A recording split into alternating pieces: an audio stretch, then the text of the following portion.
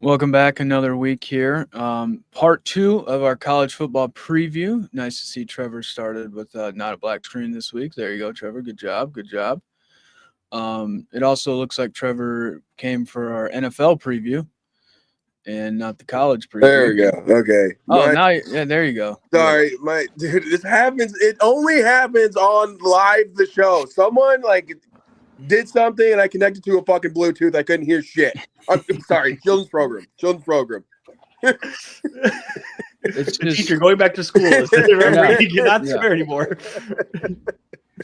But every time we start this, Trevor's black screened, has no idea where he is, what's going on, if he's even in the room with his phone at that point. Sometimes nature calls and that happens, yeah. So yeah, part 2 of college football preview. We had great success in part 1 last week, boys. One of our more watched videos, actually. It was actually Was really it cool. Because they thought we were going to do this? I think so. Did we kind of trick them into watching? Yes, I think so. But it was every day I kept looking and it kept climbing up in views. So it was That's pretty cool. sweet. Yeah. Clearly college football is our niche and people love it. Yeah. But I mean, so today what we're going to do is we're going to talk about Michigan football just for a little bit, talk about the cheaters, get that out of the way. It's not a lie. I mean, they cheated. No. I'm just scared of our chat, really. I'm never scared. I've had people calling me and coming at me already. It's like, I was telling you guys about Paul Feinbaum. I feel like Paul Feinbaum. He's the voice of the South. I'm the voice of the North. That's right. I mean, I'm probably the most hated guy in my. You guys are like the wicked witches, but for football and stuff. Yeah, I mean, it is. We're like the little flying monkeys. Yeah, very true. I love that. Yeah. Gonna be my new sound effect. I'm gonna get a button with that. So we'll talk about Michigan first. Kind of go through that. Just kind of break down exactly what the NCAA came down with. And then we'll go through the conferences. So we'll do Notre Dame and non-powers, Big 12, Jerry's favorite, the ACC, the SEC, the Big 10. And then we'll do who we think is going to make the playoff and then our national champion at the end. So let's get into Michigan here. Stuff's already in the chat. Jonathan, a Michigan apologist. So cheating is something that everybody. So I was going to maybe play devil's advocate here. Okay. And so I didn't know there's a documentary kind of about this whole thing, right? On Netflix or something. Yeah, I refuse to watch it. Yeah, and so my older brother was telling me about it, and essentially what my brother said he got from it, I just wanted to see if you guys thought the same thing, was that Michigan was claiming that basically everyone does this, but they were just really good at it and won a national championship at the same time they were doing it. Like the dude that was doing it, Connor Stallions. Yeah, he's a psychopath. But he was like a Navy dude. He went to MIT or some shit. Like he was like a smart dude. Children's program. No. Yeah. So he's like a lifelong Michigan fan. He wanted to become a coach. He got accepted in the University of Michigan, but he thought going to a military school for college was better off for him in the long run when it came to his coaching career. The guy's a psychopath. That's exactly what he had, a manifesto. He is, he's crazy. It's not that everybody looks at film, of course, and studies it and tries to find those things. It's just Michigan went to an elaborate scheme with it. I think the finding was they spent $35,000 on tickets for people that he hired out to go to different games in film. So it's like the elaborate scheme that they had. So it wasn't necessarily that everybody cheated and they were the best at it. It's that everybody kind of does it, but they like went above and beyond to do it. They cheated like nerds. Basically. Yeah. This is exactly what this is. But I will say, yeah, like when it all happened, like, did I make fun of Michigan? Of course I did. It was the funniest thing ever. It's the most views I've ever gotten on YouTube. Did I benefit from it? Yes. But I will say, so the findings came out that they were doing this before the Michigan State game. I went to that Michigan State game, and that was a great team. They beat the brakes off of them. Like, to watch them, it actually was very, very cool to see that team. I just hate Michigan, and I'll ride with that. But they were very good that year, cheating or not. But yeah, it kind of wasn't that everybody did it. It's that they went above and beyond. Before I go into this stuff, I will read some of these comments because they're flooding.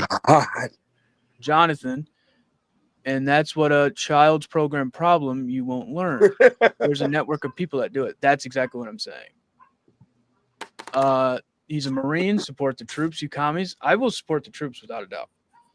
But I'm one of those people that, right or wrong, innocent or guilty, I'm not afraid to call somebody out on their problems. I do thank him for being a veteran of our country, but sometimes people have to call out stuff, and he did do some wrong in college football. Luke Hoxie, they're already riding each other. Exactly, Jonathan. Joel Klatt said it best. The bigger of a deal you make it out to be, the less you know about football. Here's the deal. Joel Klatt, some say he's the voice of the North. I'm actually the voice of the North, so we're going to not go much into that.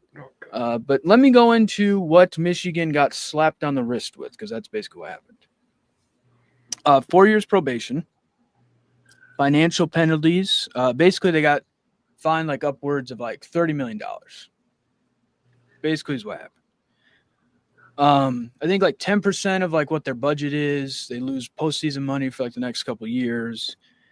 14-week probation on recruiting communications, which that is big time. That's rough, yeah. Because one misstep, one illegal bought cheeseburger, you're done, which that's already happened in that program. Connor Stalions, an 8-year show clause, which basically means he can't coach in college football for 8 years. Jim Harbaugh, a 10-year show clause on top of what he already has, which is serving as a 4-year show clause. Denard Robinson, this one's weird to me. He's got like a 3-year show clause. I don't know what he did. Of course, he was the Michigan quarterback back in the day, nicknamed Shoelace. And then Sharon Moore got, this is the one thing I do not get at all, a 2-year show clause, but he can still coach. It makes no sense. And then he just got an extra game added on to his suspension that he already is serving. He's serving a 2-game suspension this year. I think for the first game, not the second game, because they're playing Oklahoma. He went to Oklahoma, and then the third game. So a little funky. But yeah, I mean, that's basically what happened. I'm not going to harp on it too much. I told you guys that before. It's happened. It is what it is. Everybody has their own opinion on that title, like LeBron's COVID title in the bubble. So, yeah, I mean, did they do wrong? Of course. My thing is, what stops other teams from doing this? Nothing. Because if all you do for this is like get fined $30 million, it's not that big of a deal. It's a program that can afford a $30 million fine. I think that's the thing here is it's just a really, this is the NCAA being inconsistent, which is what I think is more frustrating in the whole thing, not even the penalty or not, right? Because depending on what other cases you could compare this to and to other problems you compare this to, you could say that Michigan got a slap on the wrist, or you could say the money's big enough that this is a real punishment. I think the one a lot of people were looking at was a possible postseason ban. Maybe this year, next year, however long, with all these things in mind, and that was not given. Which, okay, I don't, care.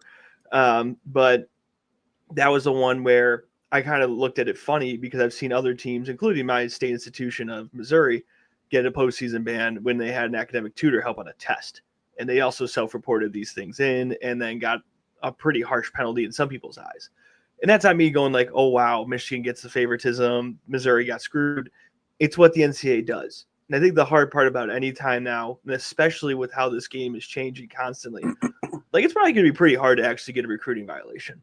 You have NIL that's pretty expansive. The post-house settlements here, so giving kids money is not a problem, right? Or having those conversations is not a problem. So what does a recruiting penalty look like? Is probably like you recruit in the dead period. Okay, like that's about it. So with the NCAA constantly losing power, these types of things are like the last few things they can hold their hats on. And even this one, I think they were pretty light, and that's not a good or a bad. I'm not like pro or anti Michigan here in this situation. It's just interesting to see who gets slapped and what and with what. I think Michigan will be fine. I don't really have a big thing about their title. It's not like a fake title or all this. They had one of the best defenses I've seen in a while. They beat the hell out of everyone they played. Like it was one of those things where it's not like I'm going to try to really pull it like that, but they cheated like nerds. Yeah, a lot of people cheat. Jonathan, you're correct. Trust me, I know this is the conference that's known for it. But we cheat like for fun. We were dropping bags on kids and stuff like that. We had, you had money in the McDonald's bags at Tennessee. Like that's fun. This is like, yeah, we went up into the press box and we went up and we stole sign there better than you did. Like that's like it was cheating, sure, and yes, people steal signs, but you did like the nerdy way, and that's really Michigan. But it's also funny that Michigan, which is the program that is very much at times like the morally best program in a lot of people's minds, or they try to hold themselves at a higher standard. As soon as they got into some NCAA trouble, they're like, well, man, everyone else does it. What's the problem? So, like, because what's the big gripe on Ohio State for Michigan fans? Oh, Ohio State fans cheat all the time. They're giving all those kids those money. Those SEC schools, they don't have integrity. And then now we have Michigan like going up and doing the nerdiest thing possible, going behind like Central Michigan's bench to hang out for a bit and steal a call. And then they're like, everyone does this, man. So there's like a moral conflict here that Michigan fans who care about winning don't care about. The Ann Arbor guys who wear really nice suits and, run a Fortune 500 company or whatever are like, I can't believe we are losing our integrity. That's at the Michigan I went to. So that's, I think, the funniest part about this. But title's a title. The SEC did this for years just with money. It's part of the fun. That's why we love the sport. Yeah, I think you guys covered it all pretty well. I would say that this just kind of feels like the bare minimum that could happen. It's the NCAA saying we did something, like we did do something. We did punish them. And then it's like, now we move on from it, I think. Yeah, I mean, my thing, and I do agree with the no postseason ban, and I think people would be shocked that I agree to that, is you can't really punish some of the current players on the team because they had probably the majority of the kids on the roster now have nothing to do with this. Just based off of they had 20, they've had 40 or 50 guys drafted the last 2 years from those two teams or from that team that they were on for the national title. So you have the new recruits and you have transfers, they don't even have communication with Jim Harbaugh, never were coached by, so I think it's one of those things. That's why I agree no postseason ban for now. But I mean, if I'm some of these teams in the history of the NCAA that have gotten wins taken away or titles taken away, I now go appeal all of that because now what's the point? You know what I mean? It's just one of those slippery slopes because now the NCAA is kind of you've hurt yourself because you had a chance to kind of make this not a thing that it should be allowed and you didn't do that. I want to go to Luke's comment real quick here before we move on. It's very good. I didn't think about it. And he says, I believe Sharon's show clause would go into effect if he was fired and wanted to coach somewhere else. So that makes sense. He's basically allowed to stay at the cheating institution, but if he wanted to go anywhere else and ruin a program, he's not allowed to do that. John said he's fine with that, though, Luke. We've got him locked in forever. Well, we'll see with how he does this year. Luke Hike said exactly. So yeah. Luke also talked about alleged. This is all allegedly. I'm not gonna accuse Nick Saban. This is allegedly.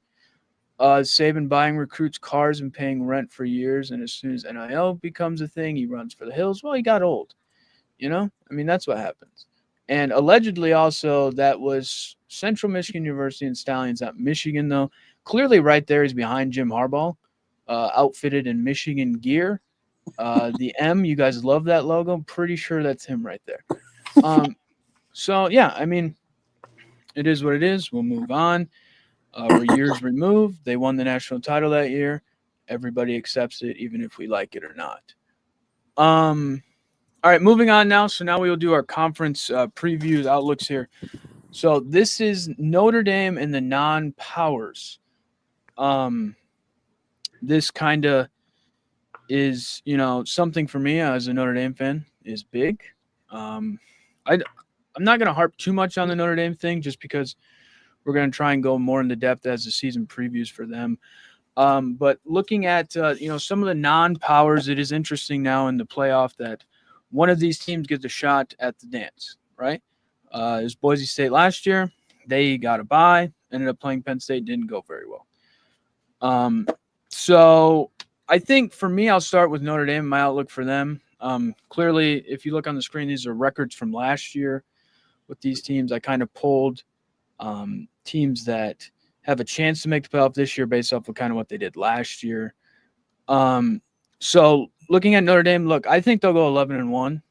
I think they'll win the first game against Miami. I think they drop Texas A&M, and I think they win every other game. Not too worried about the quarterback situation just because of based off of what the team around them looks like.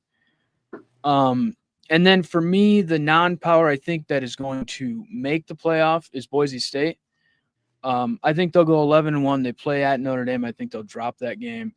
I think they'll pretty much win every other game. Other than losing Genty, they didn't lose too much. Coach is back. They're in the Mountain West. Their quarterback comes back. They really have a chance to kind of run the table again and take it back. They kind of control the conference. So, yeah, what do you guys think about Notre Dame and the non-powers at B? I mean, like, Notre Dame is its own world. There's not too much to get into. I think the thing that everyone's going to have the question about and something we're going to hopefully get an answer to is who's your starting quarterback.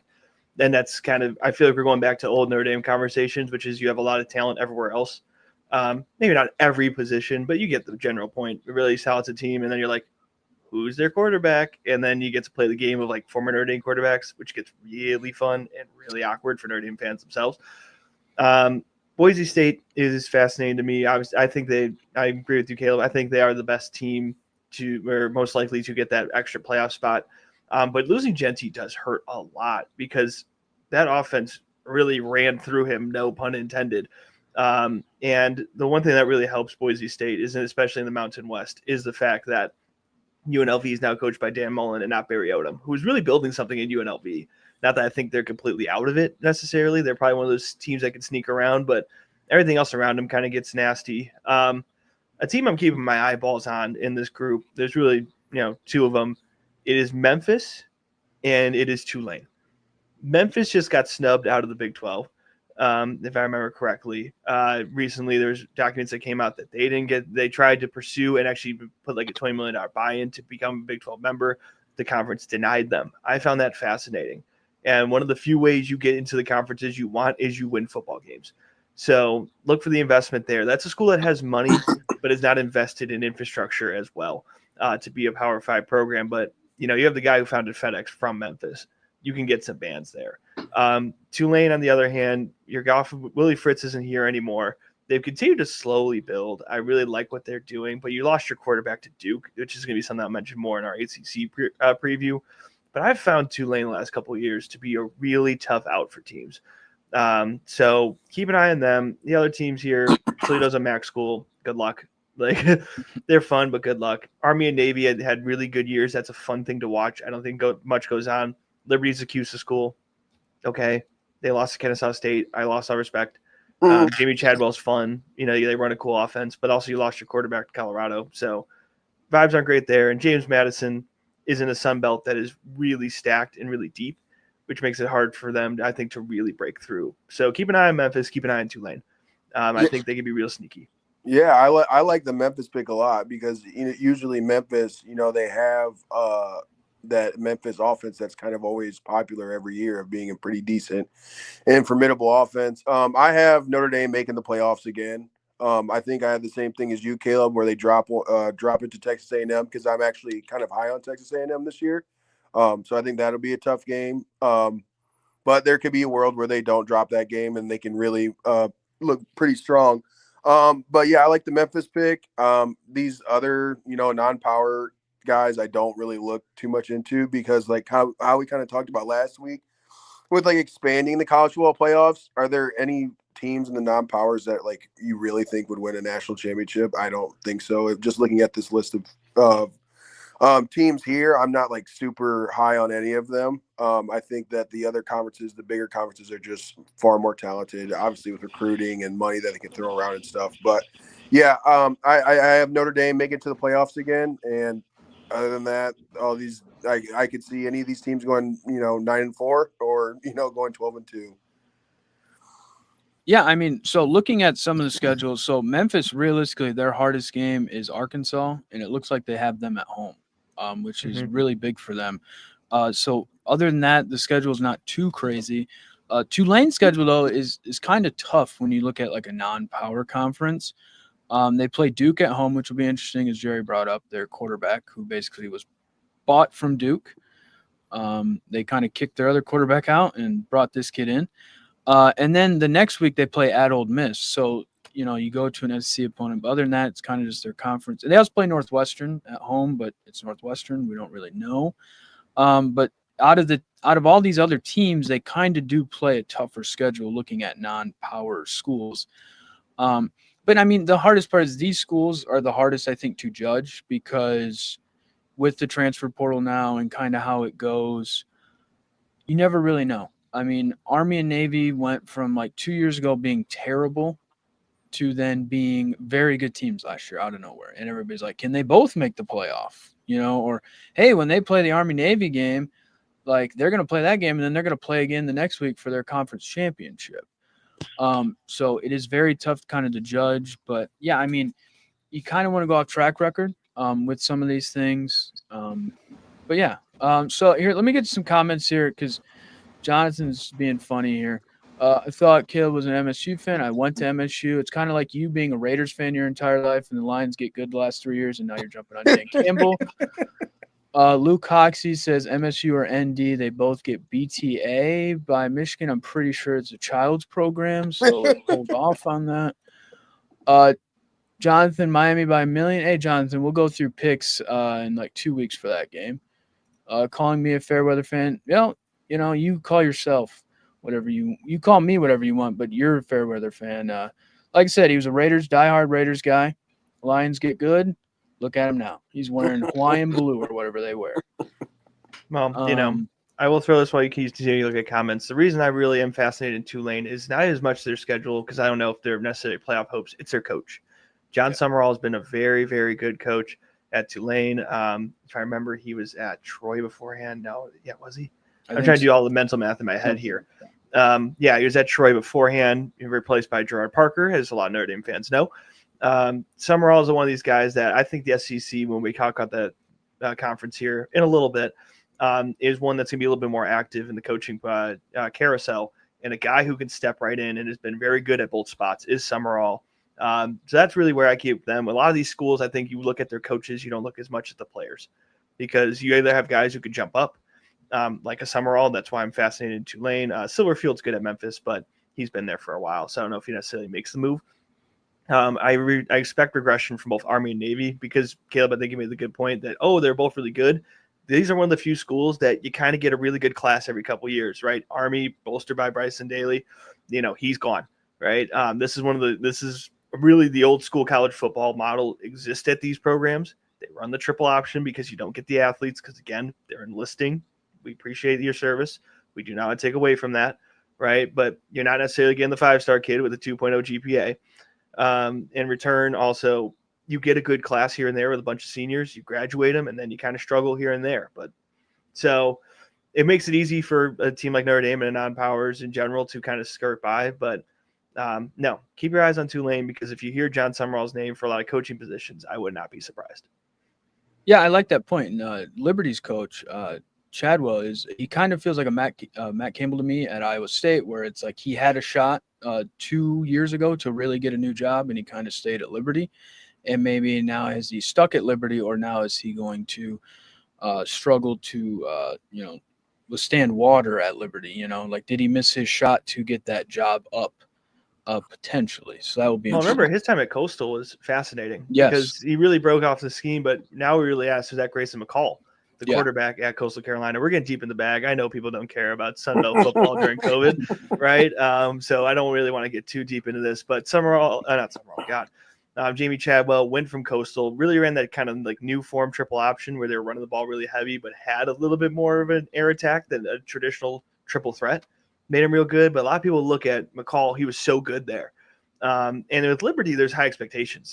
I know they're in the QSO, which is probably the weakest league, I think, of the FBS in general. But your expectation at Liberty is to win CUSA every year. And they did really well last year, even with that in mind, but it's the weakest conference. I feel like they should be a Sun Belt team deep at heart. But I think that's the hard part of the guy like Jamie Chadwell is that he's kind of a gimmicky offense, new school, new thought. Maybe you got to get him in to bring some energy. But if he doesn't necessarily dominate there, he doesn't look as good. And with Tulane, even if they struggle a little bit more with a tougher schedule, you play Duke really well, you play Ole Miss really well. A team that's looking for a new coach in the SEC is going to look at that and go, we're interested. So keep in mind that these schools sometimes turn into feeder schools for our Power 5 programs, which we're about to talk about. So, and the coaches are kind of the same. You're not getting as many guys who stick around as head coaches here too. So something to definitely keep an eye out. But also, if you hear these names later this year, this is why. Is usually the coaches behind them, and the coaches at these programs can use these as stepping stools. Yeah, very good point. Luke Hoxie, Toledo was on the screen right there. There's your MAC preview. You're welcome. Ball State's back. They got a guy from the FCS or whatever. Jonathan, not true as a Raiders fan. I've been a Notre Dame fan as a child, so you just won my argument for you. Boom, roasted. We move on. Now moving on to the Big 12, Jerry's favorite conference. There's a team in there that he loves with everything in his bones. This conference is the conference that I believe is going to blow. It's going to blow each other up. This conference they have some very good teams in the conference. Out of the Power 4 conferences, I think that they kind of get left behind a little bit looking at them because some people, the schools are not historical powers when it comes to football per se. But this conference, I think, will be probably the best conference to watch and a funner watch than most of the other conferences, just because of I think a lot of the teams are very similar on the same wavelength. As we lose Trevor. No, I'm here. Okay, cool. I just got notes. I have notes. I'm looking he's looking at his notes. Perfect. Whoa, this is a first. Yeah, this guy has notes. Crazy. Who would have thought? So I think the Big 12 is kind of going to wreck itself when you kind of look at things. But yeah, I'll open it up to you guys first, and then I'll talk about what I think is going to happen. Dude, Luke wants us to do a MAC preview. I'll do a MAC preview. I'll do the Big 12 preview. The MAC and the Big 12 are very similar in this way.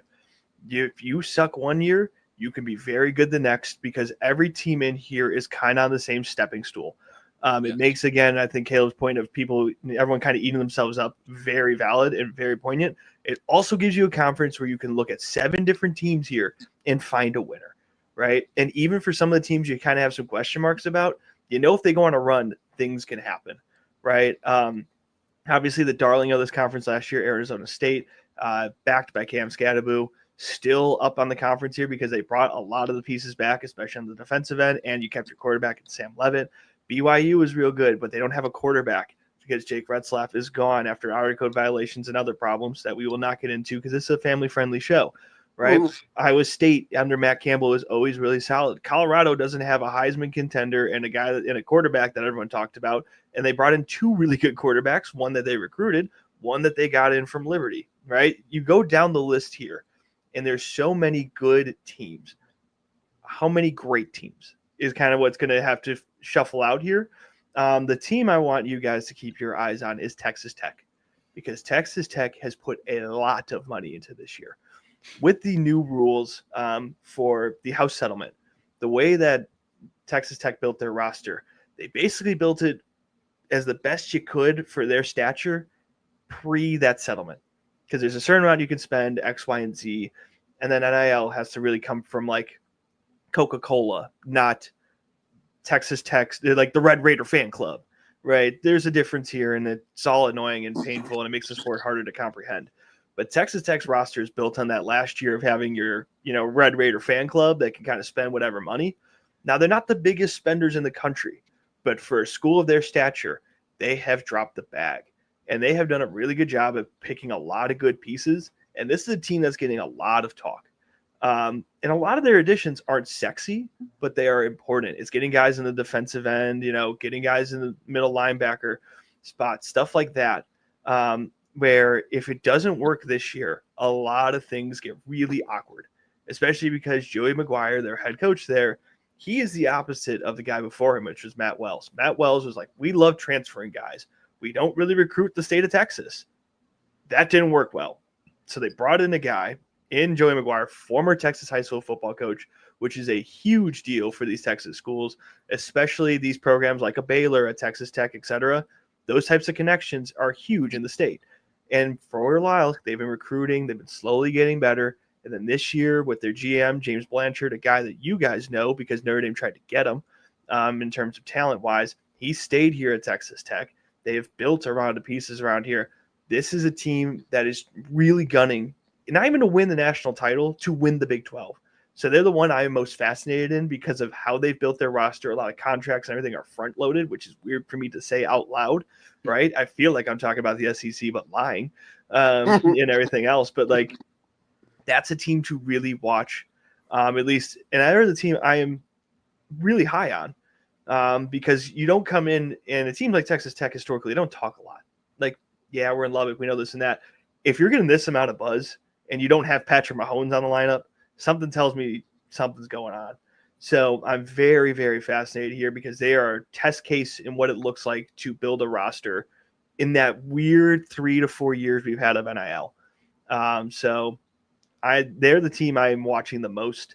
And honestly, just for the fun here, I'll pick them to win the Big 12 because a lot rides on them being successful this year. Yeah, I like the Texas Tech pick. They're always like fun and interesting. Football seems more fun when Texas Tech is good, I feel like. But what I kind of look at with a lot of like these kind of predictions or whatever is were teams good last year, and are they returning a lot of people back to the team, especially now with these NIL deals. This transfer portal stuff, I think it's more important now than ever that if you are good to retain the players that make you good. And that's kind of like I look at Arizona State, and they returned almost 80% of their team from last year, which doesn't sound like super impressive. But if you look at the other teams around them, it's less so. So I think that Arizona State, I think they could repeat here and win the Big 12. I also like Kansas State. They also returned a lot of people. They actually, I am pretty high on Kansas State. But yeah, Jerry, you did very good talking about Texas Tech and stuff. So I'm going to go with Arizona State, but I would not be surprised if Kansas State gives them a run for their money. Yeah, I mean, I'm very high on Kansas State as well. I think they have a very good quarterback who I really like, Avery Johnson, kind of dual threat. They have an electric running back in Dylan Edwards, who was committed to Notre Dame at one point, then decommitted, went to Colorado, wasn't really used like he thought, then went to Kansas State where he originally was committed to before the Notre Dame stuff. Goofy, but he ended up where he should be. I really like them. I agree with Luke Coxey here. Utah is. I was about to say that, Luke. You stole my points. I love that. They do have two first-round tackles. They maybe have 2 top 10 tackles.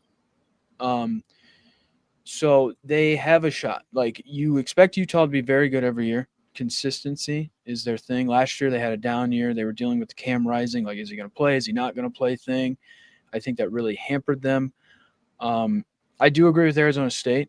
I think that they're going to be very good again. It's just going to be the factor of like losing Cam Scattaboo.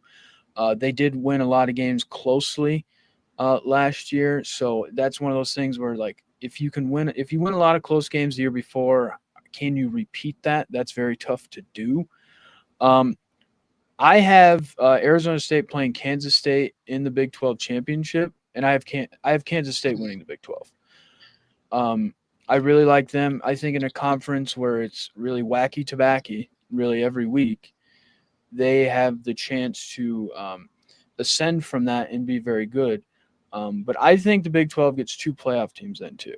I know we'll go over who we think is going to make the playoff, but I'm just going to state I think they get two playoff teams in. Just based off of, I think there's going to be some very good teams. I do agree with the Texas Tech thing. I just don't know how they're going to be able to handle now this kind of pressure of like we're supposed to be good for the first time in a long time. Um, but yeah, this is going to be a very fun conference to watch because it's going to be a tough road because you just don't know what's going to happen week to week. And I want to give our flowers. Of course, we just talked about them a little bit. I want to give flowers to Utah because the thing I really like about Utah this year is we're getting to the point at some point Kenny Dillingham's going to give it up. Yeah. I'm not Kenny Dillingham. Kyle Whittingham. Sorry, my apologies here. Oh. But this team is built like Kyle Whittingham. It's an older team, and they're going to beat the hell out of you, right? Dampier's a good running. First of all, getting rid of Cam Rising finally, I feel like is a big step forward. I get it. He was there forever, but he was always hurt, all these things. I was never really a fan of that. And after a certain point, it kind of beat down on them. But with that returning production, they're going to screw some team up. A team I could see them screwing up, a perfect example, a team we didn't give a lot of love to, but should be talked about, Baylor. Baylor at Sawyer Robinson is a fun little team there. They have some tough matchups, including Utah. They play Auburn this year. I think their schedule prohibits them a little bit from being successful, but they have a lot of returning production. They have an experienced O-line. Bryson Washington at running back and Josh Cameron is really good at wide receiver. So you have some pieces there. TCU might make your bounce back after years of being very mid because of after having that really fun playoff run. I really can't talk about too much, though, because we have some Michigan fans here, so I don't want to make sure we lose our fan base. But there's a lot of stuff going on here. What sucks is I wish for teams like Cincy, Houston, and Oklahoma State and UCF that there's a little bit more love. Arizona, I think, says peak 6-6 right now. That's a slow build. That's a tough program to build at, especially the Arizona State being really good. And Kansas, I won't talk about them. I just won't. That we don't do that. You a little biased? No. To keep my journalistic integrity, I will not talk about the university based in Kansas in Lawrence. But the one thing I look at with every conference when I'm just kind of looking through is like which coaches won't be here next year is a question I ask. And I don't see a lot of coaches getting fired or moving as much, which is kind of weird. But I see retirements. I see it in Utah and I see it in Oklahoma State. I think if Utah goes and knocks a team down, or even if they don't make the Big 12 championship but have a 9-win season, win a bowl game, then that's the end of Whittingham. And then I could see Oklahoma State, if that doesn't get better, that Mike Gundy walks. I could see him just saying he's done with it. He's a guy who's done everything you could want at a program like Oklahoma State. I'm just really down with them with how bad Ollie Gordon was last year. I get it. He had those times off the field. I'm not trying to diminish those. But I'm really down on that. UCF's going through a new coach with Scott Frost part 2. I don't think that makes that much better. Houston under Willie Fritz is a slow burn. Cincy, Satterfield, I don't really see that. I thought that was a bad hire from day one. So now this will be a fun conference. They're the perfect game to tune into whenever the Big Ten game or SEC game is blowout. That Big Ten on CBS game. Whenever that game becomes a blowout, you turn on the Big 12 game, you realize you should have been watching that the whole time because this is a conference of a lot of good teams that are very even. And there's somebody here that we probably haven't given a lot of love to that could really jump out because you just get hot at the right time. All these teams are beatable. All of them have a flaw. And that's also what makes this a lot of fun. And that's also your MAC preview, so please don't ask. Yeah, I mean, when you look at Arizona State last year was picked to be the worst team in the Big 12, and they ended up winning it and making the playoff. So anything can happen. Looking at Utah's schedule, they have a very favorable schedule when it comes to the best teams that we think to start the season in the conference that they play at home. They play Texas Tech home, Kansas State home, and Arizona State home. Like, those are your 3 tougher games. You get them at home. Utah's a tough place to play. It's a great atmosphere. I'm sure those will be some night games, some Big 12 after dark instead of Pac-12 after dark. Now, it'll probably be some Big 12 after dark. Jonathan here, I'm surprised this guy's still riding with Rich Rod after what he did to Michigan. Don't count out Rich Rod either. It's going to take some time in West Virginia. Okay. They don't have a quarterback. That's my worry. There's too much going on here. Going to take time. I don't hate the hire, but also hiring your ex or hiring back and forth, usually not the greatest, but that could be like a Shiano situation where one of the few people who understands West Virginia is Rich Rod. I just don't know if it jumps this year. No, I don't think so. I think it's going to take some time. Luke Hoxie, we're talking about American football, the only football that really matters. So Jerry will not be talking about the Premier League. I've been silenced. I've been silenced here on this podcast. Yeah. Jerry, I will also say Luke Hoxie was coming at you for the MAC preview because he knows that you love the Western Michigan Broncos. So again, to keep the integrity of the show, I will not comment on the university based in Kalamazoo. Jerry's favorite place. All right, now moving on to the Atlantic Coast Conference. Clemson came back last year, rose to the top once again. Dabo and those boys down there in Clemson kind of showed, hey, we're still very good. I will say before we kind of get into this, I'm very high on Clemson. I think they have a shot to be very, very, very good. Trevor was talking about the returning aspect of it. They have a quarterback. They have weapons. Their defensive line, they probably have 2 top 5 picks on their defensive line.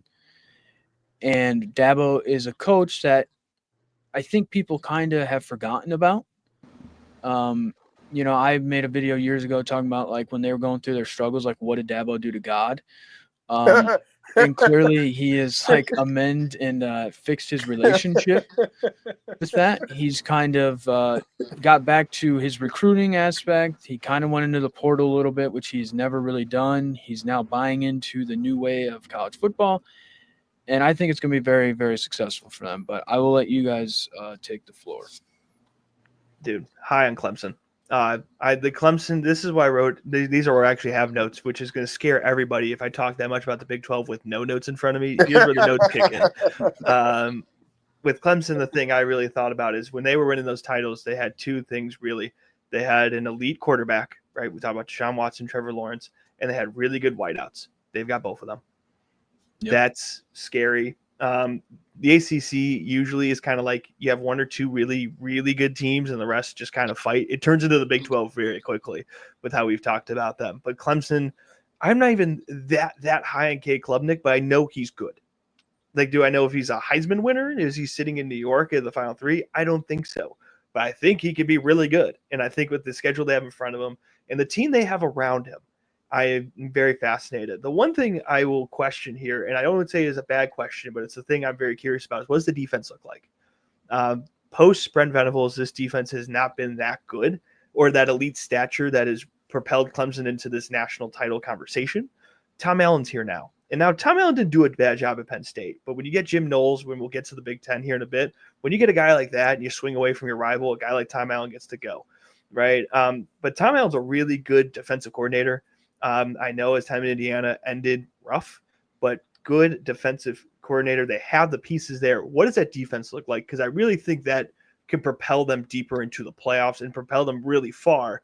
Because if K Klubnik has one of those weird off games, which he has here and there, and he's not some of the most elite quarterbacks that Clemson's had, because I think that was kind of the separator with a lot of those really, really good teams. And Trevor Lawrence, we talked about, is a guaranteed number 1 pick. Right. Deshaun Watson is a college football legend. Please do not talk about his NFL career here. But like you brought it up, Jerry. You brought those types of guys were just so special and so elite that they propelled Clemson from this always 8-win solid ACC team to the next level. The other teams I want to keep an eye on, obviously we got to talk about Miami a little bit. They have a good amount of pieces returning, but including the offensive line. If you remember, Cam Ward standing back there, nonchalantly relaxing while the offensive line was absolutely destroying every team's defensive line. Most of those pieces are back. But will Carson Beck be consistent enough to win games there? Maybe, and that's the one question I have with them is that Carson Beck at times looked like the best quarterback in the country. And then he played like Kentucky one weekend and looked terrible. Like, it's just such a weird thing with him. SMU is probably going to regress a little bit, but they have a decent schedule. Louisville is a team I am definitely eyeing. Even if they don't win the ACC, I am always fascinated with Louisville. I think Jeff Brom is one of the most slept-on coaches, both in the ACC and in the country. Any team who has to put up with Louisville will tell you they don't want to put up with Louisville. I go back to that last year Notre Dame game where Notre Dame snuck by. It was disgusting. It was terrible. It was ugly football, but they were in it the whole time. And really, that defense shut down Notre Dame's offense in that game, right? They got lucky. Notre Dame kind of got lucky with some good, what was it, like a pick six or that, like some weird circumstances, not to, completely diminish Notre Dame. They wins the national title game. But like, Louisville is always a hard out, and I could see them really doing something. The question with them is, what does Miller Moss do? If you remember the name Miller Moss, a lot of Notre Dame fans do because he was at USC, started real good. There was a TMZ article about him, and then he went downhill. Crazy how that works. But they're real fun. FSU needs to regress to the mean. That's something I'm keeping an eye on. Duke, we talked about a little bit earlier. Can Manny Diaz keep up this kind of really hot streak for Duke football? Been in a winning team for the last 3 years, 2 under Elko, 1 under Manny Diaz. Darian Mencha's here at quarterback from Tulane. That's a lot of fun. And they're going to be an aggressive defense. Manny Diaz is a defensive guy. You want to talk about a team that could screw Miami up. I feel like a Manny Diaz return game would be a lot of fun. And then 2 more. I'll leave the one so we can all talk about it. Georgia Tech, another coach that's really slept down, and Brent Key. They are a lot of fun. And Haynes King is a good quarterback. He has really revived his career after being at A&M there. And look what they did with Georgia last year. That's a game I think they go to Colorado. That's a fascinating game to me this year. And one that I'm definitely keeping an eyeball on. And then we have to, because if we don't, we would be a bad podcast. We have to talk about North Carolina. Yeah. We have to make sure there's a mention here because North Carolina was the most talked about college football program this offseason. None of it about football. So that's always a hot start. Why would it be, Jerry? Why else would you talk about North Carolina football on the field? They have some little coach here. Some people like to say little old Clemson. He came from little old New England. He won a couple of football titles there. His name starts with Bill. It's like a B. Yeah. It has a B too. Yeah, Bill Belichick's here. He's been an absolute. He's got a really young girlfriend. You forgot to mention that. Crazy, right? It's crazy. I didn't talk about the interview that my parent company did. Wow, what? Why would you not, Jerry? Whoa, what? You're talking about journalistic integrity, and you're not even bringing that up. Wow. Yeah. Lamestream. What are you hiding? What are you hiding? A lot. Don't ever ask me to release my files. But on my files, it reminds me right here that Freddie Kitchens is that offensive coordinator and Steve Belichick's the defensive coordinator. Everything's changing in North Carolina, which makes it really hard for me to tell you if they're going to be any good or not. But that's going to be a team that has a lot of eyeballs on it and something that I could see either going really well or really short or really, really bad, really quick. Yeah. When I think of a team like Belichick in college, I would think it'd be a slow build. But Bill Belichick's 73 and has an opt-out clause in his contract that can go to the NFL whenever he wants. So I find this really interesting because it's Bill Belichick. We're talking about one of the best coaches of all time in terms of just straight football, right? How does this program look and all the weird, minute, crazy stuff? How do you recruit? You're trying to recruit 18-year-olds, do the transfer portal, all this stuff. This could either be a really big benefit because it's becoming more professionalized, or he's not going to have the patience for it. So that's the team that will get the most eyeballs and should, just because there's a lot of intrigue there. Yeah, so for who I think Clemson's going to win the ACC. I think they are just really that good. Cade Klubnik's great. Like I said last week, he's someone that I think could have potentially win the Heisman just because of he doesn't have the same probably I guess strength of schedule that the SEC teams have, where they are like battles every other week between really big teams. But I love that you brought up North Carolina. That's something that I wanted to talk about. I am just super interested, probably over interested in Bill Belichick going to coach college football. It kind of feels like Nick Saban was running away from the NIL deals and like we said, he is an older gentleman, but running away from the NIL deals, running away from the huge transfers that are happening now, and Bill Belichick is running towards it, which I think is really interesting. Miami, I like Miami too. Carson Beck being at Miami is really interesting. They got a new defensive coordinator. They got some pieces on the defense through the transfer portal. So I think that's all of that is pretty interesting. So, yeah, I'm going to go with Clemson, but I think the championship game will be Clemson versus Miami. I concur. I think the top of this conference is pretty cut and dry. It's the middle tier that gets me real interested, like a Georgia Tech. Obviously, we talked about them. Another team that I'm going to watch, two teams I'm really going to watch, but this is because I think seats get hotter, not necessarily win the conference, are right next to each other. I think Pitt is a team you want to keep an eye on. If Eli Holstein isn't healthy, that team went down. That's a 7-6 team that won 7 in a row and lost 6 in a row.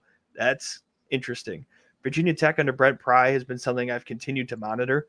Brent Pry has slowly tried to build Virginia Tech back up, but how patient can you be as a fan base that is once used to greatness, has one of the best traditions in college football, and is used to some level of success, and now they're kind of like this weird 500 team.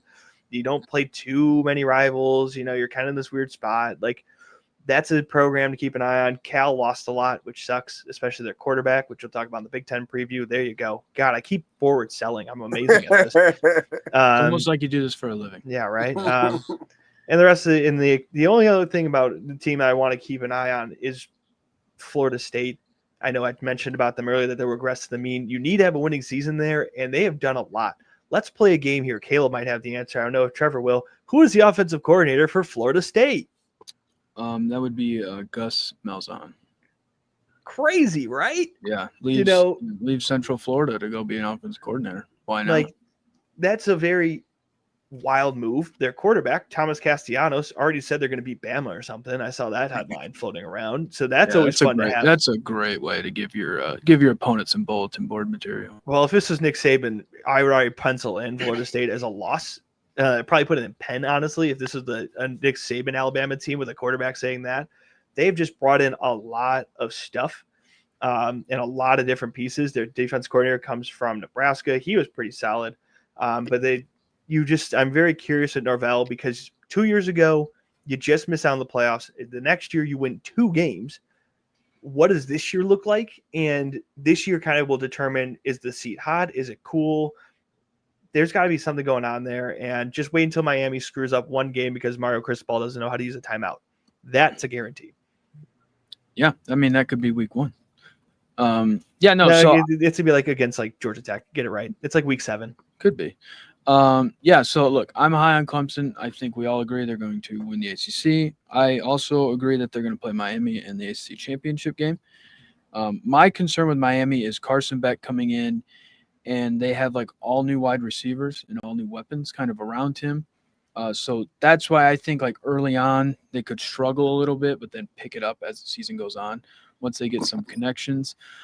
Duke, I think there's a lot of pressure on Duke because basically you told Malik Murphy to transfer because you're going after Tulane's quarterback, which is very gutsy at a school like Duke, where Malik Murphy was very good for them. He's a very good quarterback. I think he broke some records at Duke passing-wise. So historically, he was pretty good for the school. You basically say, hey, you're not good enough for us. We're going to go out and get somebody better, so you have some pressure on you. I think they finished like 8-4 looking at it. I agree. Georgia Tech, I like. Louisville, I like. Florida State, I think, is going to be like 7-5. They have a tough schedule, kind of a tough road when you look at it. I mean, they play Bama, opening game, Miami, at Clemson, at Florida. I mean, that's tough when you're kind of still trying to figure yourself out. The school that you guys didn't bring up that I am not like super, super high on, but I think can be very good is Pitt. Pat Narduzzi, good coach, been there. You kind of know the formula. I just think there's something about them when I look at them. Their schedule is very favorable when you kind of look at it. Their first 3 games, I think, are wins, and they have a bye before Louisville, so that really helps them a little bit. So I think Pitt can kind of be a player or a team that kind of messes some things up. North Carolina, look, their schedule is very favorable, and that's the only reason I am somewhat high on them to have success in year 1. And the fact that Bill Belichick, from an X's and O's standpoint, has such a far advantage over every other coach in college football. But we all know in college football, that doesn't mean that you're going to win every game. Because if you're playing against a team that has better players on the other side, it doesn't matter what your scheme does. So when you look at them, it is a little tough. But I will say, if you go back to when he was at the Patriots, there's always a slow burn kind of. So that's what's going to be interesting is like they were fine being like 2-2 after the first 4 games.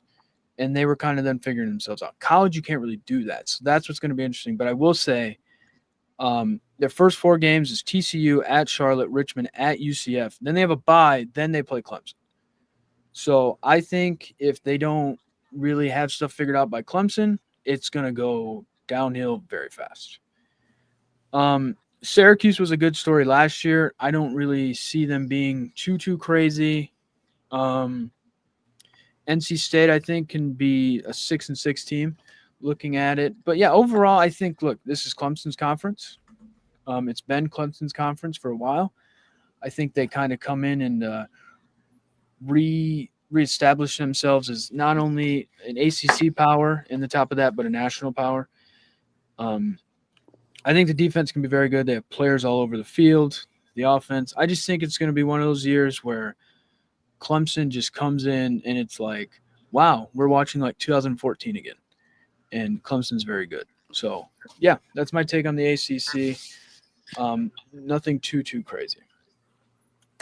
Well, I did bring this up when I was talking about Miami, but I think we'll figure out what that Miami team is like. I know we want to give them time to figure themselves out, but they have a very tough week 1 test in Notre Dame. So I think that we can – I know I put them in that conference championship, and I think that really dictates how they handle Notre Dame. Not that they have to beat Notre Dame, not that it even has to be super close or whatever, but they have to look competitive against Notre Dame, I think, to really get into the conference championship conversation. For sure. I like your point about Pitt, Caleb. I'm just not as high as you are on them because I don't know outside of Eli Holstein what that team is.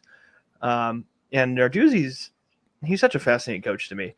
I feel like he's been a very 500 coach overall and then had those years with Kenny Pickett, really that year with Kenny Pickett. But he's kind of like allergic to offense. He's like a true defensive guy, which is fine. Yeah, every coach has their thing. They've come up on one side of the ball or the other. But he's been there for a while, and I'm very curious if it this year doesn't go that way, what the future of Pitt looks like, because he's been there for over 10 years. It's not like this is his first trip around the block. But you had some momentum there. They let go of their offensive coordinator after Kenny Pickett. They got into like a public beef. And again, the vibes coming out of last year also, I think, stink them up a little bit in a way that I need to look past a little bit. Because again, 7 straight wins and 6 straight losses, that's not normal. But I don't know what they do. I think that they're a step below like a Louisville, Georgia Tech. But I like that because Pitt's a very weird team and a team that I'm keeping an eyeball on really for the coaching point of it, because I think Narduzzi is one of the more fascinating coaches in the ACC. Yeah, I mean, Jerry, we've been in editing booth before laughing at Pat Narduzzi quotes. So that's been a thing. Sweeney-esque. Just very much like he'll drop a line. Yeah. He's good at those. Well, 2 years ago, they were really not good. No. But Eli we were Holstein at that game, really, Jerry. yeah, we were. But Eli Holstein was really a spark. And I remember the backyard brawl. He won them that game, right? Yeah. And that's the thing about him is that he's, especially as we're going to get into, if I remember, he came from Bama. We're going to talk about Bama and their quarterback situation here coming up. If Eli Holstein has another good year and the guys that are slated to go up in Bama here don't, that's something that people are going to look towards. So anybody else with the ACC before I transition us to the conference where it just means a little bit more? Well, I'll just go to Trevor's point with Miami real quick. So Miami's first 4 games, they very well could be like 2-2. So they opened with Notre Dame at home, which I think helps them a lot. And then they play, 2 cupcakes, and then they play Florida as well. Both Florida and Notre Dame are at home, but to Trevor's point, like early on, it is tougher for them. So very well could they be 2-2, and it's kind of like, are the brakes falling off? Have they kind of figured some stuff out? And then I think they could rattle off every other win on the season. So that I think Miami's gonna be interesting, where it's gonna be like very early on, it's like press the panic button, but then it kind of will even itself out and figure itself out. So yeah, Nolan says Stephen Jelly at Syracuse, watch out. Yeah, watch out for him maybe being the backup after transferring from Notre Dame. Now we move on to Jerry's conference. Jerry, you've talked about journalism, integrity.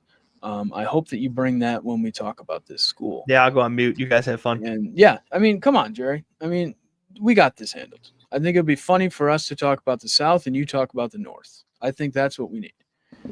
You could do that. This is the only conference I did the whole conference. I'm sure you did. I'm sure you did. But what does Mississippi State look like, Jerry? Hey, Jeff Levy has got some work to do. I think they brought in Blake Shapen. They did. So that's good for them. They're not going to be that good. That's fine though. It's a slow burn there. It's a slow build there. Jeff Levy's got to keep all the other stuff with Art Briles quiet around him to give him time to try to make Mississippi State good. Really doesn't help the fact that Ole Miss is also good. That's one of those teams that's just kind of getting hurt by circumstance. That's all. Sorry, you told me not to talk. Wow, that's all you're. That's crazy to me. I will say in this conference, the school is in this conference now. Outside of Notre Dame, I don't know if there's a school that's hurt me over the years more than Texas has. Every year I buy into it. I'm all about the Longhorns, burnt orange. I go crazy for the Texas Longhorns. I do. There's something about it. I just believe that they should be good every year, even if they're not. But this year is a little different. They come in as the AP #1 team. We haven't really looked at that because I don't really look into that very much. But they've made the playoffs back-to-back years in 2 different conferences. How many other teams can say that in the country? Probably none. And they have this quarterback that comes from this historic football family named after a grandfather who is a very good quarterback. Why are we doing this? We did the same thing with Bill Belichick. Just say Arch Manning is on the Texas team. No, who's Arch Manning? What are you talking about? Why do we keep pretending like we don't know who these people are? Maybe I'm talking about somebody else. No, you could be. That's true. That would be kind of shocking that someone else was a quarterback that comes from an illustrious quarterback family and they're named after their grandfather. Did Tom Brady have kids way longer no. ago that I didn't know about? I could have been talking about Carson Palmer's son or something like that. Phillip Rivers' son, who's super young. Matt Leinert's son is like a college quarterback nowadays. Yeah, I could just go on and on. Kurt Warner, I think, still is a kid running around football. But no, so I will say going into the season, I'm very high on the Texas Longhorns. I do this shit. I know it's a child's program. I do this shit every year. This is it's like the Frank Red Hot commercial where it's like I put that shit on everything. I put Texas above everybody else. Just something I do. I really like them though. I like Sark as a coach. He's sober, which makes him even better of a coach. Arch, really good quarterback. Ryan Wingo, catching the ball on the outside. Offensive line is going to be the big issue for them. They lost a lot up front, but defensively they have some playmakers around. Anthony Hill Jr. So yeah, I'll start there. I'm really high on Texas. I think, yes, they have a very tough week 1, but when you look at the SEC, Ohio State's not in that conference, so it doesn't really dictate them in the conference. I don't know what just happened there. What is going? Is Trevor are you in the portal? What's going on? My phone is red hot. Jerry's not talking this. I've been told not to talk about the SEC here, so I can talk about Trevor's phone not working, but that's about it. Yeah, what is going on right now? Oh, this is great. Stop. Oh, we lost him. I think his phone just died. Jerry, you have to talk about the SEC now. All right, wait. Well, we have the chat up here. I want the chat's clearance here before I go anymore. I need somebody here in our lovely audience to give me the clearance. If not, I can keep talking about the fact that Trevor had notes for one show and then it broke his phone, which is great. This is fun. This is live radio at its finest. But okay, fine. No one in the chat wants to actually back me up here. We've all lost our do listeners. it. You got permission. Okay, Jonathan Foster saving the day. Great. All right. Thank you, Jonathan. Don't worry, I will not be too mean to Michigan later. But the nice thing about the SEC this year is there are a fair amount of question marks. Wherever you look, Texas it is Arch Manning. I get it. He has the name, he has the fame. He's been the guys who talked about all these things, but that's a real question mark. And also the people blocking for him. The O-line last year was really good for Quinn Ewers. I know Quinn Ewers was kind of like just fine. But here we go. Oh, Trevor, you're back. Okay, I've stopped. Dude, I don't know what's happening. I will start this. Do you have a laptop? Yes, it's dead. It's currently dead. Okay. It's dead. That answers. I tried to charge it like 20 minutes before, and it wasn't happening. Yeah, maybe next time start out with. Dude, my girlfriend. So I was sleeping in bed, and she wakes me up out of my slumber and goes, "Do you have a podcast today?" And I was like, "Oh my god, what time is it?" Luckily, it was like 5 o'clock, so I had some time still. But I was not prepared for this, and it was like the big show too. I was like, "This is so bad." Are we shocked? No, you're not. But it just means more. It does. It just does. I think Jerry's now back to not talking, which is fine. So I'll just start diving in here. Okay, so I think Texas is going to be very good. I think that they're going to be good. I think that Texas goes 12-0. I'm going to say that right now. I'll probably be burned by that, but I think they're going to be very good. I hate LSU's coach. He's a neighbor, terrible neighbor. I hate the man, but I think they're going to be very good. I think they lose their first game against Clemson. I think they win all the rest. Garrett Nussmeier, I think they figured some stuff out on defense finally. They got in some transfers on the outside so we can throw to them. I think that they're going to be very good. I'm very high on them. Georgia, I think Kirby's slowly building back to his roots in like, hey, we're going to run the ball, be physical, line play. Gunnar Stockton, his quarterback, kind of has the Stetson Bennett feel to him a little bit. I think that they can be good, but I think they'll have some stumbles along the way. Alabama, I look at Alabama like Nick Saban's no longer there. So I don't look at them as Alabama anymore. I look at them as a team that is still trying to figure themselves out. Their roster is loaded, though. They have talent all over the place. Don't know who's going to play at quarterback, but everywhere else, the roster is loaded. I think that they have stumbles along the way. There's some games on their schedule where I look at it and go, if Nick Saban was the coach, they'd win that game. Well, Nick Saban's not the coach, so I foresee them losing that game. Let's see what else here. I'm very high in South Carolina as well. I look at them as they have a very good quarterback in Sellers. They have one of the best defensive players in Stort on the edge. So I'm very high on them. Their schedule is somewhat favorable. They have some tough games, but their toughest games are like they play Alabama at home. They go to LSU. I think they lose that game. They go to A&M. I think they lose that game. They play Clemson at home, which I think they'll lose that game, but I kind of like their schedule. Outside of that, it's very favorable. Let me see here as I go around. A&M, I'm high on A&M as well. I really like Reed, the quarterback. I like Elko as a coach. He builds a culture, builds a brand. I think that you know what they're going to be. They're going to be physical. They're going to kind of punch you in the mouth. And that's what is going to win them a lot of games. Tennessee, I think they can be good, but the quarterback don't really know what's going to happen. How do they bounce back from the playoff game last year against Ohio State and kind of being the finesse team in the SEC when you have these other teams that want to be bruisers? Ole Miss, I think they'll be all right, like 8-4. They lost a lot. I think they're going to slowly try to rebuild. Jerry's Mizzou, look, it's going to be a tough road. I think 7-5. I don't think too crazy.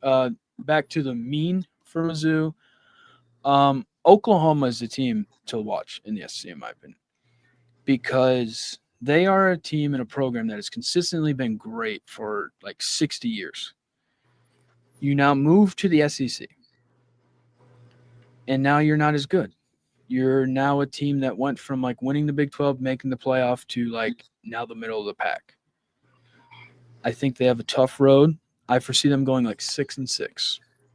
And Norman will then be on fire probably after that.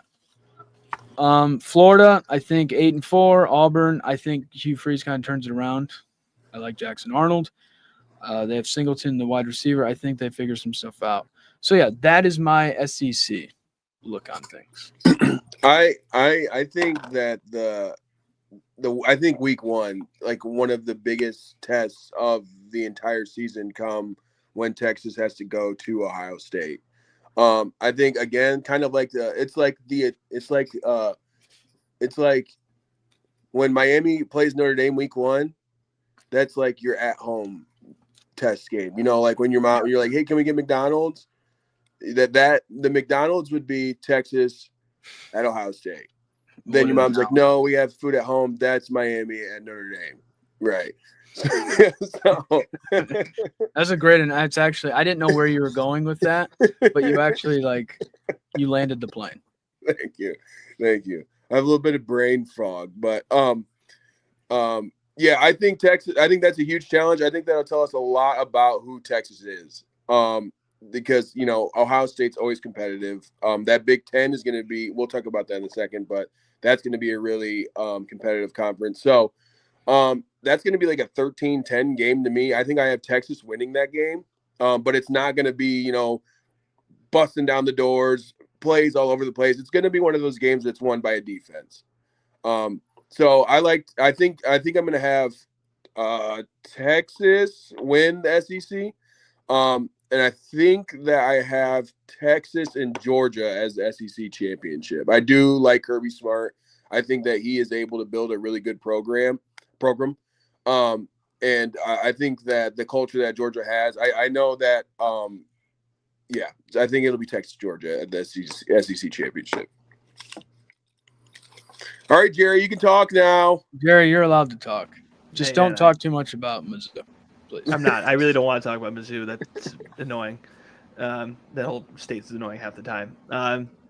I feel like with the top three teams really in mind, all of them have that same quarterback question. It's Arch Manning. Do you believe in Gunnar Stockton? And for Bama, I think it's going to be Ty Simpson. Do you believe in any of them? The only difference I'm going to make here is I think Alabama's roster around whoever they have as a quarterback is better than Georgia. They have a better offense. Ryan Grubb coming back from the NFL to be with Kalen DeBoer is huge. Yeah, that's right. Sneaky. He was there at Washington. Very, very sneaky. That is a huge thing to keep an eye on. Obviously, really good wide receivers. We all know, right? Good running back, and the defense can be really good. A good returning defensive line. So I really like Bama this year with that in mind. I do think the hard part about Alabama is, again, it's not Nick Saban. Not just like, oh, Nick Saban will win or lose this game, but having to renew that identity of what Kalen DeBoer was. And Kalen DeBoer is a very, very good coach. I'm just not as high on Gunnar Stockton and also the pieces around him. Last year, receiving core around Carson Beck, then Gunnar, in the championship game was not that great. Granted, they do have Zachariah Branch. Nate Frazier's back, which could be huge, but I don't know about their offensive line. The Dogs will be good on defense. That's good for them. LSU, it's got to be about the defense. You have Garrett Nussmeier. You know what's going on there. The O-line lost a lot of starters. He lost 4 people there, so you got to fill some gaps. And it looks like the defense kind of figured it out under Blake Baker. The thing about Blake Baker is a former Missouri defensive coordinator, and something I can tell you guys, he's very pressure heavy. He likes sending blitzes on third down and other stuff like that. When it works, it really works. You can get teams, big momentum plays. It's a very momentum-heavy defense. But when you get burned, you get burned. And that really is what killed LSU last year. If they shore up on defense, they're going to make some things happen. I just don't know for sure. I trust the wide receiving core. LSU wide receivers, always a good go-to. Ole Miss is the question of how much do you trust Lane Kiffin. You don't have Jackson Dart, which has been your one solid piece within the transfer portal world. So you have a new quarterback, 5 new offensive linemen, 8 new wide receivers. So, again, how much do you trust Ole Miss's offense? Depends on how much you trust Lane Kiffin. Sneaky, though, their defensive line is still mostly here. Actually, I'm wrong. Their D-line is really good. They kept Perkins, who was on their line. He's the only guy who remains. A&M is going to hurt a lot of people because they look very, very good. My question for them, which I never thought I'd ask about Mike Elko, what does their defense look like? Offensively, they actually have some good pieces. Marcel Reed figured it out. He's a very good dual threat quarterback, and I think they figured out as a team what they want to do. They have a good offensive line that returns a lot of people. Le'Veon Moss is a really good running back. Casey Concepcion from NC State, a huge get too, because now you have somebody that where you can throw the ball to. But last year, their defense was leaky. So if Alco figures that out, go for it.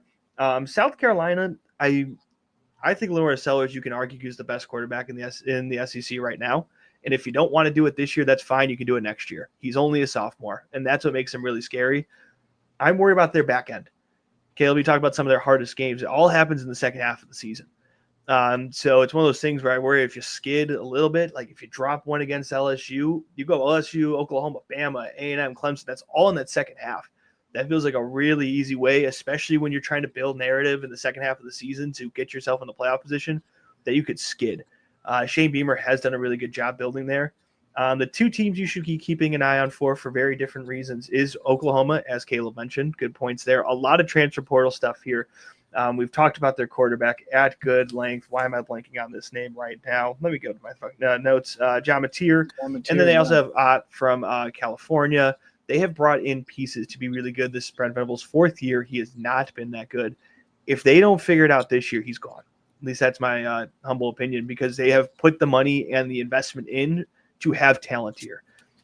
Instead of doing the traditional recruit, build it up, they bought.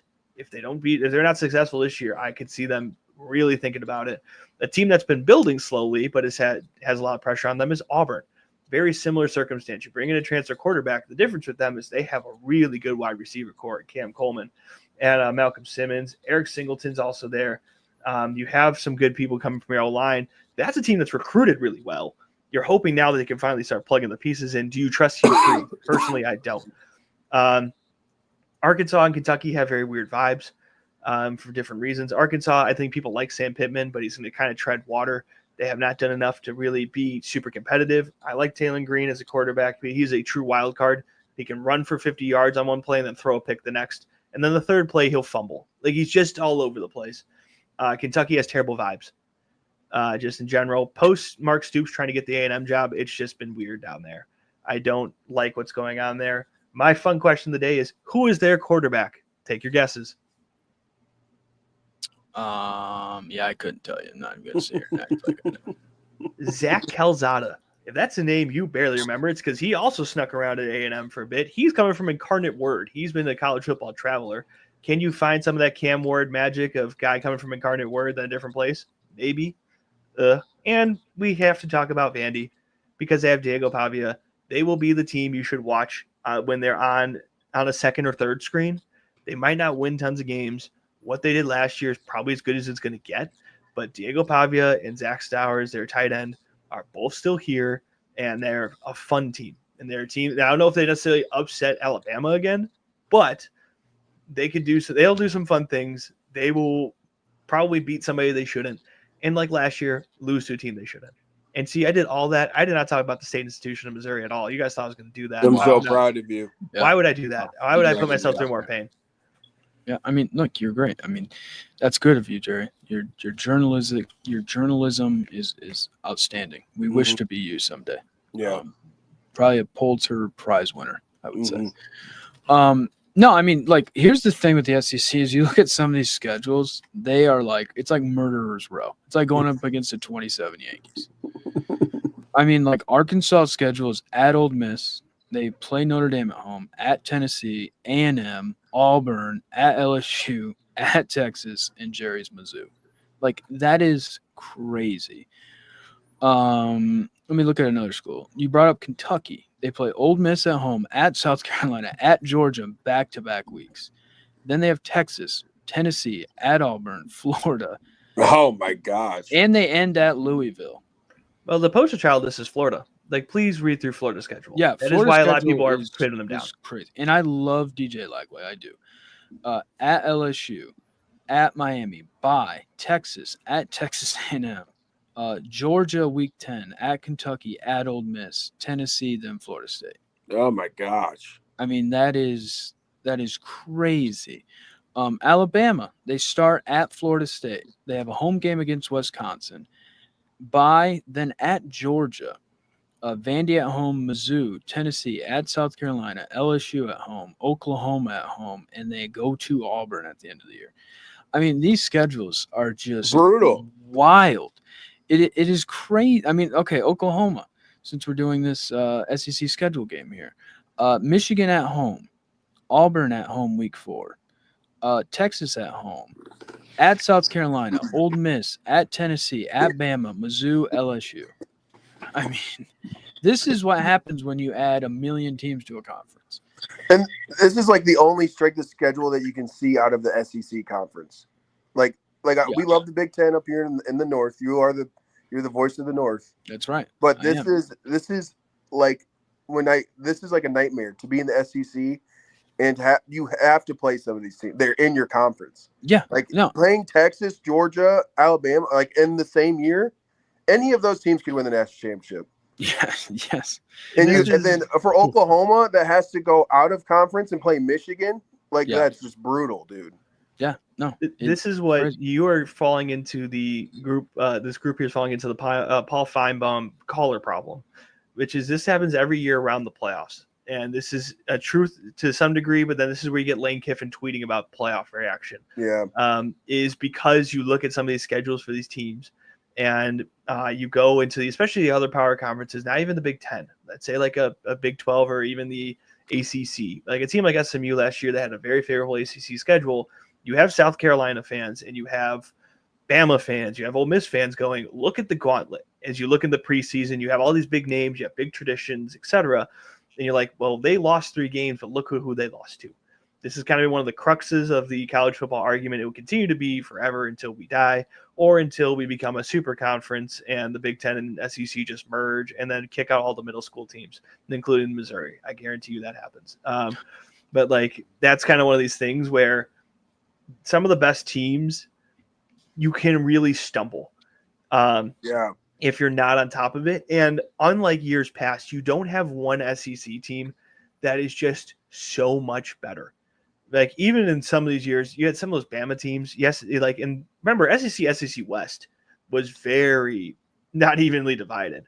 But even in peak Saban, those Bama teams were just that damn good. It didn't really matter who they ran into, East, West. Yes, they might have avoided Georgia those years for the most part, but like it didn't really matter. Now you could really see jobs and futures of programs hinge on the fact that they have the worst or best schedules in the SEC, right? Like the bowl case for Missouri in people's minds is their schedule isn't that bad. The bowl case the case against Florida is their schedule is just that bad, right? Like you could just kind of pick and pluck who and where, and it can really change how you look at these teams and these records. The one note I want to keep an eye on is I really am fascinated in Tennessee because I think that could go really bad. The reason being with Josh Heupel, and it hasn't been truly exposed yet, another former Missouri offensive coordinator, is they are quick, right? That's the thing about them. It's not, I don't want to say gimmicky offense, but that's the go. It's no huddle, fast. When it's working, it's great because they can put points up on you in a hurry. You get 7 points, you get a 3 and out, you score again, and it's about 2 minutes of game time, and it's 14 points. When it's working, they can clobber. When it's not working, it can get ugly. Because if Tennessee goes 3 and out, they've dropped 20 seconds on the clock, and they give their opposing team a lot of time on the ball, right? So with a new quarterback, basically, or a quarterback that is transferring in, I think they got the guy from App State, if I remember correctly. I think they also have UCLA's quarterback too, so they like traded quarterbacks. Yeah, but that's a hard system to learn. And I know Nico is a true freshman, or was a freshman at the time. That's a hard system to kind of pick up. So if that doesn't work, it could get really awkward because that's a lot. Like Tennessee doesn't chew clock, and it would be very anti-Josh Heupel to do so. So does he adjust or not is something I'm very fascinated in because he's not a one-trick pony. He's a multi-trick pony, but his best trick is wins gold medals, and that's them being that fast-paced, long ball offense that's lost a lot of pieces, i.e. Score White. That's just a great name. I wanted to say it while we were here. But that's a team that could really drop, but it also means one team in here gets an easier schedule if they're floundering. So something to keep an eye on. This is always it's the SEC. It just means more. It does. Cheating before it was nerdy. Like all these things, again, Tennessee literally ratted on their coach. I forget the guy before Heupel. Jeremy Pruitt. Jeremy Pruitt for cheating, and they purposely said, yeah, he was putting cash in the McDonald's bags. Yeah, so they could get rid of him. Like, and that was so they didn't have to pay him, so they could get Heupel.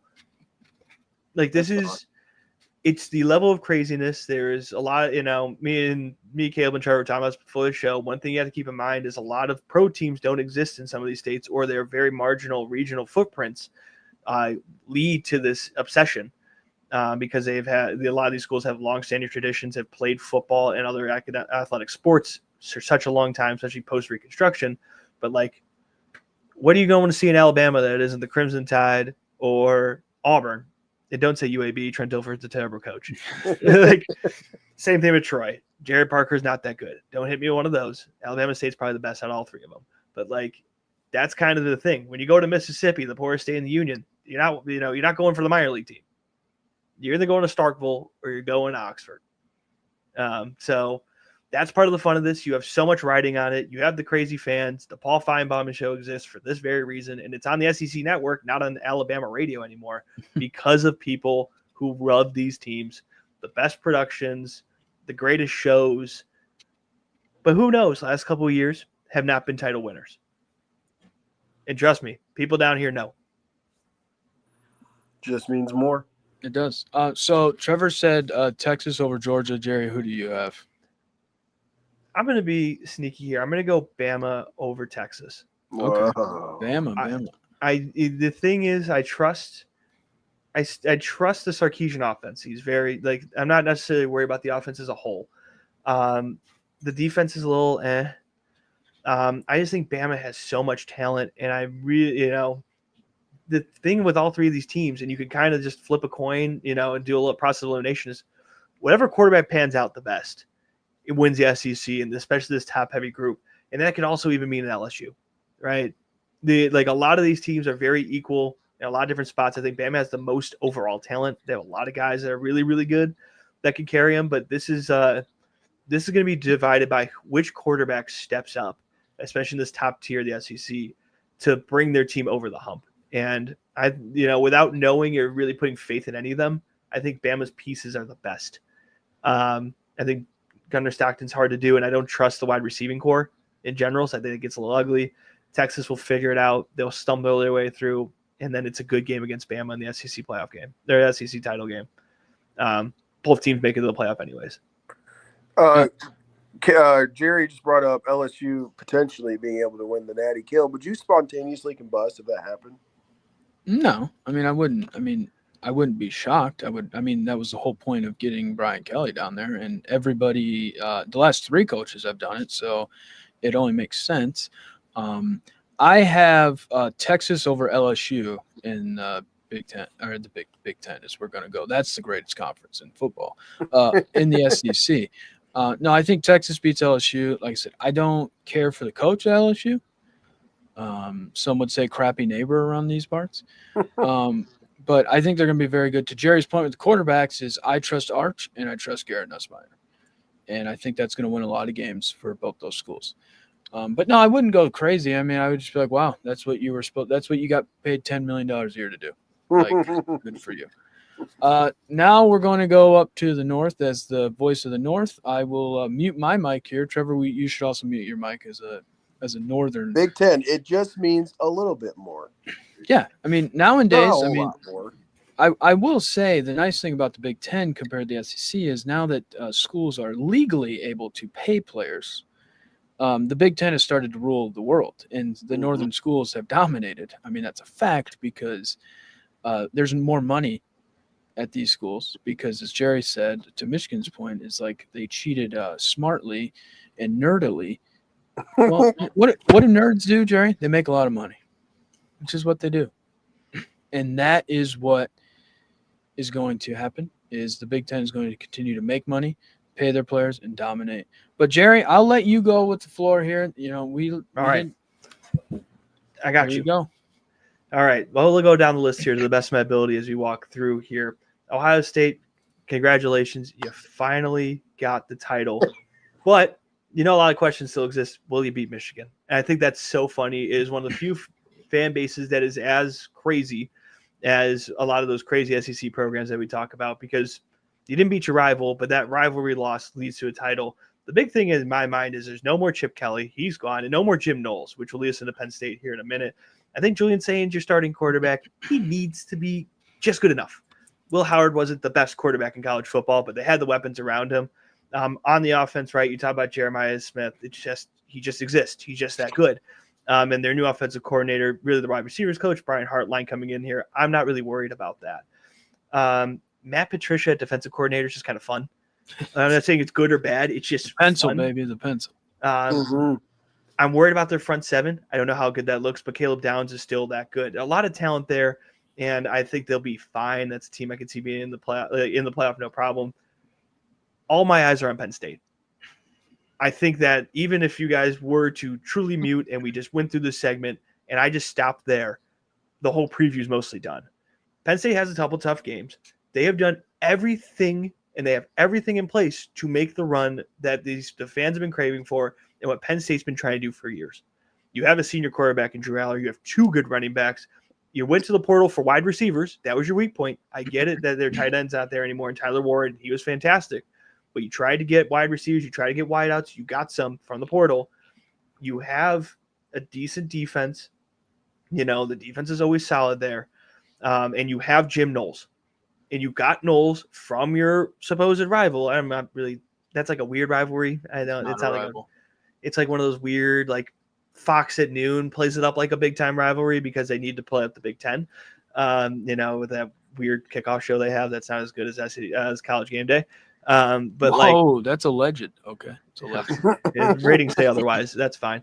But like, you have done everything. You've got the big time coordinators. You've got the senior quarterback. And remind you, Drew Aller, 5-star kid who came in, sat behind whatever his name was for a couple of years.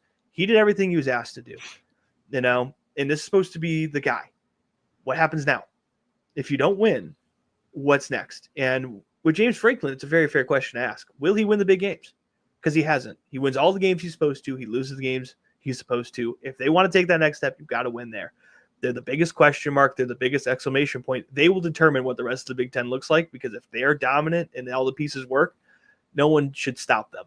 But if James Franklin's, we're going to have a really disappointed – Happy Valley is going to be very sad. I'm very curious in Oregon. Sad. Depressed sad Valley. The Depressed Valley will be the case there. Across the country, I don't even know. You guys, I don't even know if it's fair to call us the voice of the North anymore, because we're going to Oregon. That's not really the North, you know. It's kind of the Northwest Pacific. It's the northern part, sure.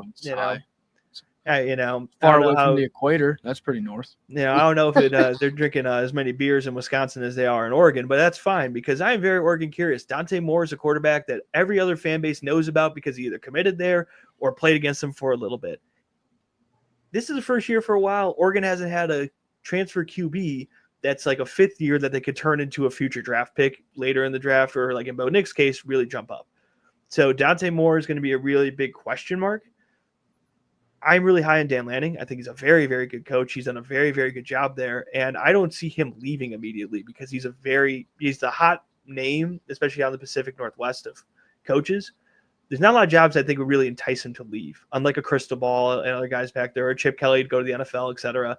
I think he could build some roots there. The question is, as the recruiting all these years started to build up, because this year you need that to start working. We go down a little bit here. Let me go in order. I'm still high in Indiana because I really like Fernando Mendoza. I think he's very good. The schedule is still very favorable. I know they're going to make the headlines for putting it on the weaker schedule. I don't really care. This is Indiana football. Just have fun. Like, this is a historically bad program that's finally having some success, and people are complaining because they're putting in easier games. I don't care. Like, it's not that deep. Defense should be solid. My question with them long-term, I think Cignetti's a very good coach. One thing he benefited from is he took from a historically good James Madison squad, which he coached at, and transferred in a lot of guys there. Even if this year you still have a lot of those people returning, what does that look like long-term? And do you keep continuing to porter from like the G5, trying to get those guys, or can you swing a little bit bigger? Mendoza feels like a bigger swing. So I'm very curious there. I think they could be really good. And again, not a terrible schedule. I think they avoid Oregon, Penn State, and Illinois. Speaking of Illinois, a lot of hype. My $1 million question with them is, who are they throwing the ball to? Pat Bryant's not here anymore. Luke Altmaier's a very good quarterback. The offensive line's still there. very old school Big Ten team. They can run the ball pretty well because they have a good offensive line, and they'll beat you up defensively. Brett Bielema is being a Big Ten coach, and he's getting the most out of Illinois that you're going to get. But it's hard for me to talk about Luke Altmaier, who I think is a very good quarterback, very accurate, this and that, if you don't have people he can throw to. So that's kind of my big thing with them. But a lot of returning production. They'll sneak around, but they won't be as quiet as last year. I think they got away with the fact that Indiana was really good, or even a team like Arizona State. A lot of those other teams that really resurged from nothing. Illinois slowly built up, got a little bit better. People are going to have them circled here and there. Iowa, do we really need to talk more about this? The defense will be really good. The offense will be fine. I think their quarterback, Gronowski, is probably like the best they've had in years, but who the hell is he throwing to? Like, they're just going to have good defense, bad offense. Next, USC, Lincoln Riley acts like he's not going to get fired because he's not done that much in the portal. He's not done any like major moves that are like, oh my God, is he going to get fired this year? He brought in 35 transfers. He didn't. He's sticking with the quarterback they ended with last year. He has been recruiting really good in 26. So this class at a certain point should be making their way in. I wonder if he's putting a lot of bets on that. Now let's go to Michigan. Michigan has a decent schedule. Your question comes down to, is Bryce Underwood worth the millions of dollars? Because that's a lot of pressure to put on a freshman guy, right? And it's really funny to have Michigan here in this really high-profile game early in the season, to have this high-profile quarterback, because at the same time, you're going to be watching another version of this at Texas. But instead, where Arch Manning sat those 3 years, took his time, is he that, was he worth the wait, is the kind of the question. Now, with Bryce Underwood, I think the question is, did you rush? If he ends up being real good, the question will be no, right? If he struggles, if he plays like a freshman at some point, and he loses a game here or there because he's a freshman quarterback, that's going to be the other thing here. There's enough going on. You won a title a couple years ago, so vibes are still good. These penalties really don't hurt Michigan that much either, so okay. Nebraska is poised for that year 3 bump under Matt Rule. He's done it before at Baylor. He did it at Temple. Will Dylan Raiola end up actually kind of being like Patrick Mahomes, or are we just doing the haircut, the glasses, and the number? But I like Matt Rule as a coach. He still really builds things up the right way, or the old school way. Really good secondary too. I don't want that to get lost in the shuffle. The other two teams I really kind of care about, think that we should be talking about too much. Washington can be really good, and maybe not like Big Ten winner good, but screw up a team. I'm really keeping an eye on Damon Williams. He ended the year last year. Here's a stat that I loved. 153 dropbacks in total for Damon Williams last year at Washington. 15 sacks. That's where I'm so curious with this team, because when he was playing, he was not that bad. But if he doesn't figure out how to get rid of the ball, or is not taking these really drive-ending sacks, things can get real bad. Ryan Walters as a defensive coordinator out there, a very sneaky hire. I get it, at Purdue he was not that good, but those really good Illinois defenses from a couple years ago and Missouri beforehand were all under Ryan Walters. He's a great defensive mind. Do not let his time at Purdue, which is dumpster fire when it can be, really distract you from that. And they have a lot of returning production. Keep an eye on Washington. They can screw up one of these middle tier teams from really trying to make a run. And then, even though I don't think they're going to be that good, my eyeball will always be on Wisconsin and Luke Fickell experiment. Jeff Grimes as offensive coordinator feels like a really big step forward, because Wisconsin should not be an air raid school. And that got proven the 2 years that under whatever his name was, that was used to be at UNC. So we're finally getting back to what made Wisconsin a little bit better, that pro style, run the damn ball, get some good offensive linemen, but their schedule is just terrible. And I think Luke Fickell's seat's going to get real hot, even though he's starting to make the right moves. All the other teams, there's so many damn teams in this conference. You complain about the SEC here. God, it's a big 20 damn near. And you're like, oh, yeah, the SEC has teams. God, I didn't even talk about Michigan State. I don't really want to. It's just Aiden Giles and Nick Marsh, God forbid. UCLA got the Imava, and their coach does terrible press conferences. Could you say his name again? Nico Iamil. No, I lost it. What was the one joke? I'm a leaving. Yeah. I know that was the one that spread around. Mike Loxley will just be he recruits really well for the DMV, but they never put it together. Northwestern's really going to get screwed because there's not the Big Ten West and all that and all that fun stuff. And Purdue, Barry Odom, former Missouri coach, he'll get them a little bit better. I don't know how much they care. You guys don't need to say anything else. I previewed the Big Ten correctly. I got I got Penn State beating Ohio State in the conference championship. I don't want to bet on Penn State, but this is like I kind of want to, because if this isn't the year, then when is it? Exactly. I will take. I'm going to say Penn State loses to them in the like regular season, but then beats them in the Big Ten championship, and then goes kind of deep in the playoffs and then screws it up later by like a late game situation because James Franklin doesn't coach it correctly. Wow, I feel like you just like you saw a crystal ball and you know exactly what's going to happen. That's why I started gambling. Yeah, I mean, this is not gambling advice. This is not gambling advice. What are you talking about? Child's program. I just said I started gambling. I didn't say to take my advice. I will say, Jerry, this is very SEC of you, but you like. I feel like every team you somehow brought Missouri into it. Yeah, Missouri's got a lot of roots. I mean, like, is this like are they like the coaching tree of the country? Like, no, there's just really weird ties. Like, again, Purdue, Barry Odom went to Mizzou, coached at Mizzou. Ryan Walters was the former defensive coordinator there. That's about it. I didn't even bring up that Penn State lost their backup QB to Mizzou and Bo Pribula. See, like, I could go down this bag. All right? Like, I try to limit it, and then you just throw me the ball and then get mad when I dunk it. I mean, it is what it is. All right. So, as the voice of the North, I will now take over. Nolan Mark, MSU got a shot, 6-6. Somewhat of improvement. It's going to take time. All right, here we go. I'll just run down the gamut here. Alphabetical order of the conference. This is what people want, so I'll do it. Illinois. Doesn't Illinois feel very much like Wisconsin did 10 years ago? Oh, wait, because that's the coach that was at Wisconsin is not Illinois. So I think Illinois is going to be pretty good. Illinois or Illinois? Which one do you prefer there, Gerald? Illinois. Well, I would say one's just wrong. Say that one is not. I don't know where the debate comes in this one. Well, you never know. I think Illinois will be like 9-3. Solid team.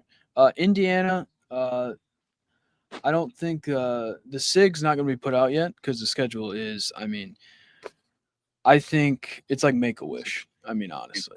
I think it's easy, very easy. Their quarterback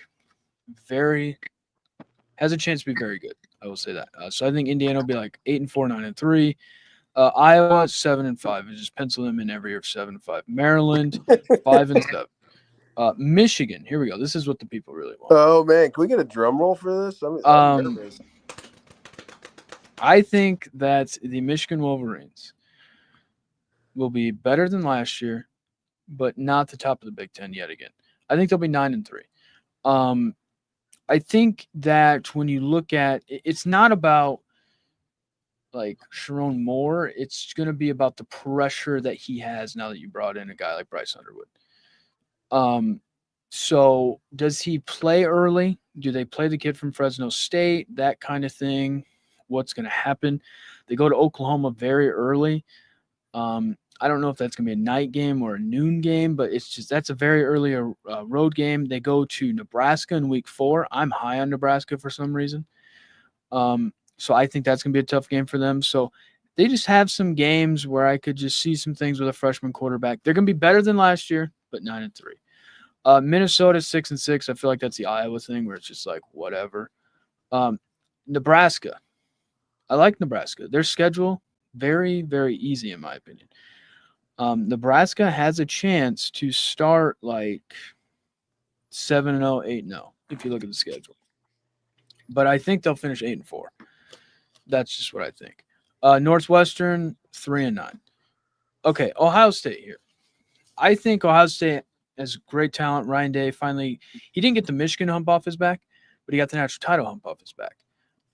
I think they'll lose the opening game to Texas just based off of what they lost and with Texas kind of going in there. But I think Ohio State will kind of figure themselves out as the season goes on and be very good. They play Penn State week 10. I think they'll win that game against Penn State.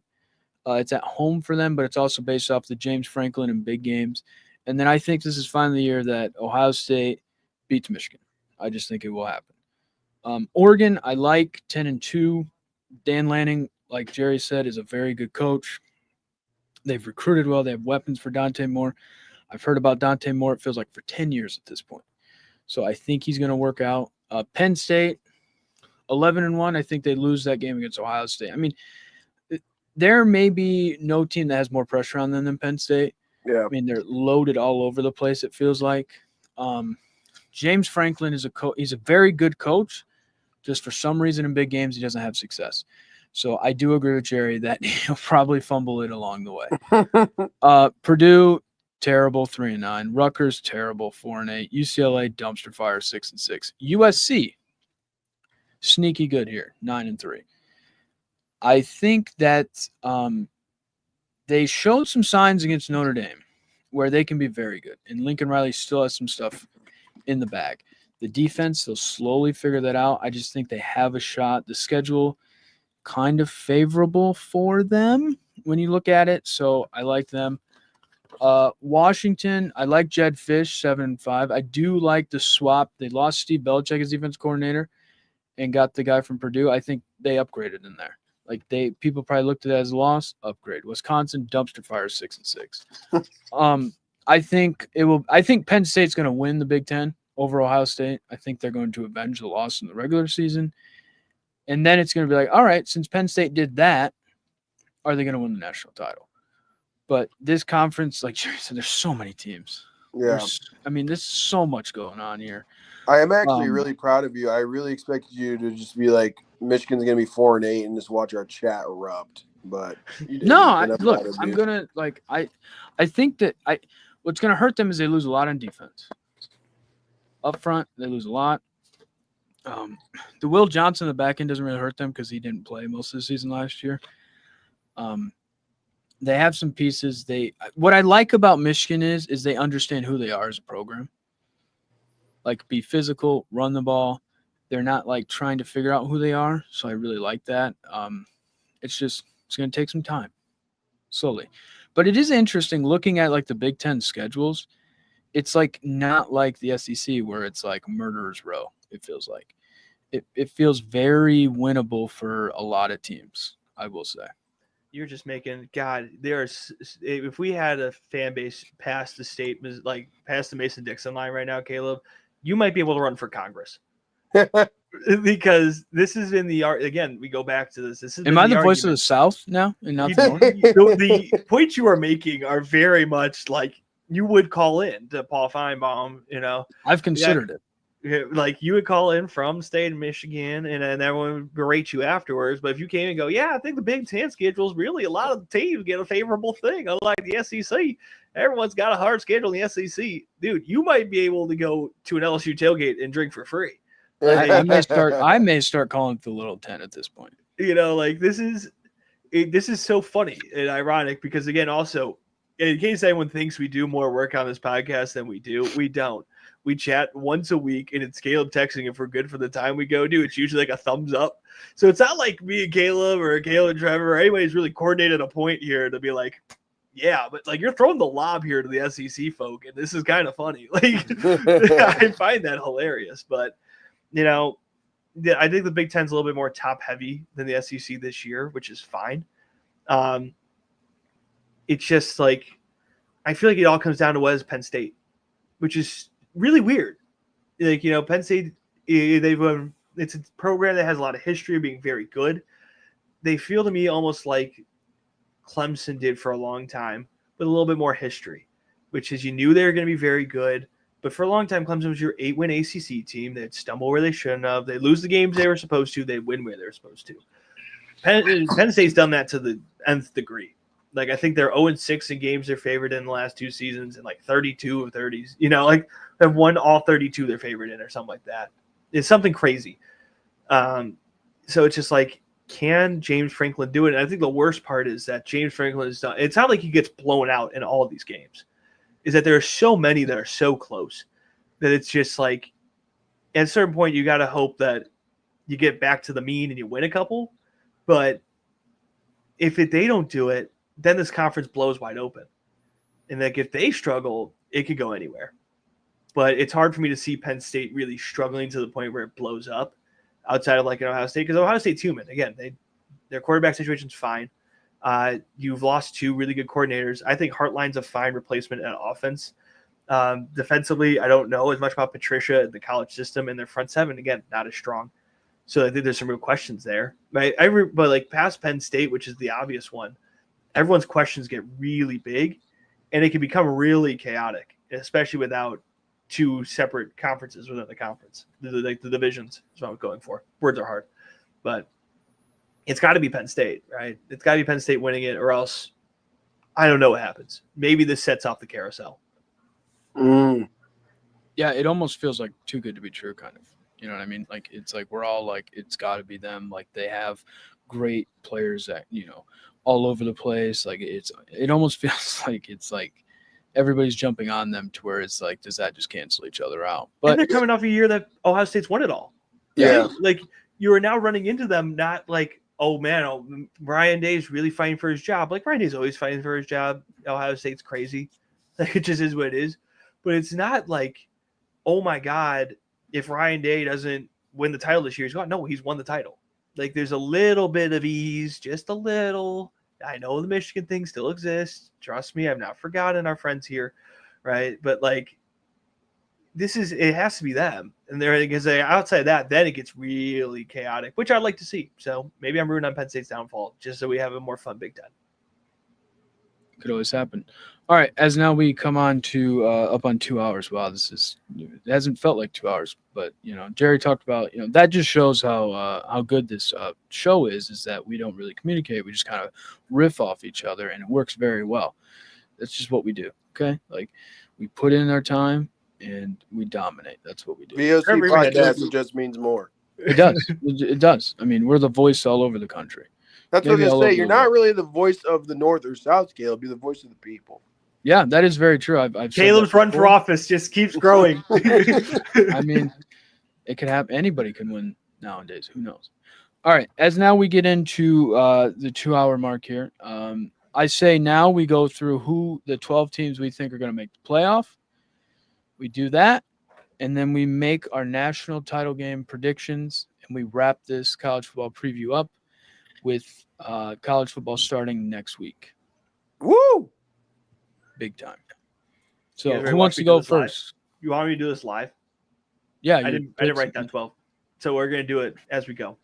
I mean, I have something, but Trev, go first. I won't even write anything down though. So black screen Trevor. Wait, I'm here. I'm sorry. Oh no, wait, hold on. Okay. Oh, his phone's acting up again.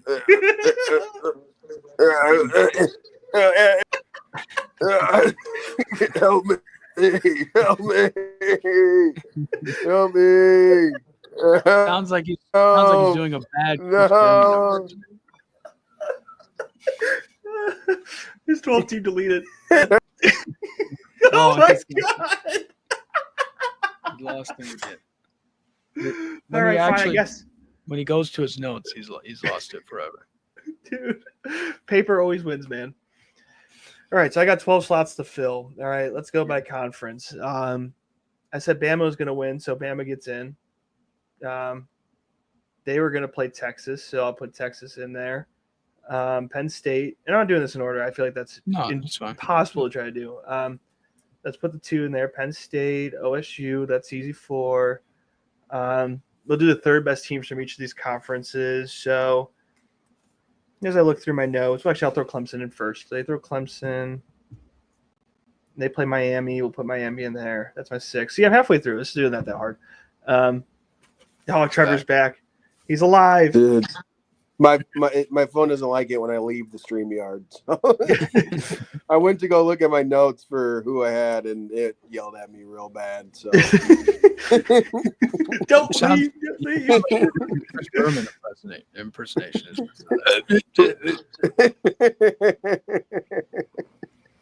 Yeah, that was yeah. All right, Jerry, you can continue. Let's see. So I just did Miami 6, Oregon 7. I'm gonna throw Notre Dame in 8. Let's just do that. We talked about it. We're gonna talk about them more next week. Now this is where it gets fun. So I've already picked 3 Big Ten teams. I've only got 2 SEC teams. Let's throw LSU at 9. They're gonna be sneaky. I think Georgia kind of gets beat down too much in the year. Again, I don't trust that quarterback situation too much. I already have 2 ACC teams. I don't think anyone else from the ACC goes there. We'll keep Arizona State at 10. 11. Now I can just kind of pick wherever because the Big 12 is going everywhere. I was really high on them. I don't know if they make it all the way really, but for the predictions that are literally just being said out loud and probably won't get clipped unless I'm perfect, Texas Tech's 11, and then we ended out 12 Boise State. There you go. Nice. Predictions Trevor. made. Trevor, go. Okay, I'm sorry. I'm like really afraid to go look at my notes, so I'm gonna have to remember a little bit of what. I have Penn State, probably a 1. I'll try. Yeah, 1 at 1. I have Kansas State. I know I said Arizona State, but my notes were the opposite of that. So I'm gonna go Kansas State. Who's the other one? Then I have at number 2, I have Clemson. And number 3, I have Texas. So the Kansas State would be number 4. Nice. At 5, okay, at 5, insert random non-power 4. So I had JMU. I don't know why. I just picked a team. So at number 6, I have Oregon. At number 7, I have the Michigan Wolverines. Wow. At number 8, I have the Texas A&M Aggies. Wow. At number 9, I have the Georgia Bulldogs. At 10, I have the Notre Dame Fighting Irish, which means Michigan plays Notre Dame in the first round of the playoffs. Wow. Wow. At 11, Storylines. I don't really. 11, we'll just throw. I'll put Miami at 11 or something. I don't know. And then 12, I have the Alabama Crimson Tide. Wow. That's a solid 12. Let's get to some comments before I go to mine. Same with Clemson. ND owns them. So Nolan's already predicting Notre Dame's going to win the national title. Not biased there. He's saying Penn State, Trev, James Franklin, the choke job. Yeah, I mean, he does that occasionally. Johnson saying that would be epic. I think what Jerry said earlier is how I feel. If Penn State doesn't do it now, they'll never do it. No, I get that. He's creepy photo. Nolan Marks telling you to lay off the pipe. Okay. Well, he looks like a crackhead in that picture, so one of us. Maybe he should lay off the pipe. Yeah, maybe. Oh man, we're 2 hours in the family programming. This is adult hour now. Yeah, it's Nick at Night, kind of. Yeah, pretty much. George Lopez shows on. That's such a great poll. The nanny's on, dude. Yeah, it's getting you wild. You kind of have a crush on the nanny, but you don't really know why. She's not like super attractive. She's kind of annoying, but she's kind of I don't know. You're nice. It's a little too personal, Trev. We just go where we were. All right, I'll go through my 12 here. So I have Texas, Clemson, Penn State, Notre Dame, Kansas State, Ohio State, LSU. I have Georgia making the playoff. Oregon, Miami, Boise State, and then the 12th spot for me was tough. Because I was like, do 2 Big 12 teams make it? Like, kind of the ACC argument last year was like, if you lose in the conference championship game, should you be in? But the way I look at it is like Arizona State goes in 11-1 and then they end up losing, so you should put them in. So I have Arizona State making it as the 12th team. So I think like what I do: 3 Big 10 teams, 3 SEC teams, 2 ACC, 2 Big 12, Notre Dame, and then the non-Power 5. So that's what I did. All right, who's in the national title game, and who wins it? I'm gonna say it.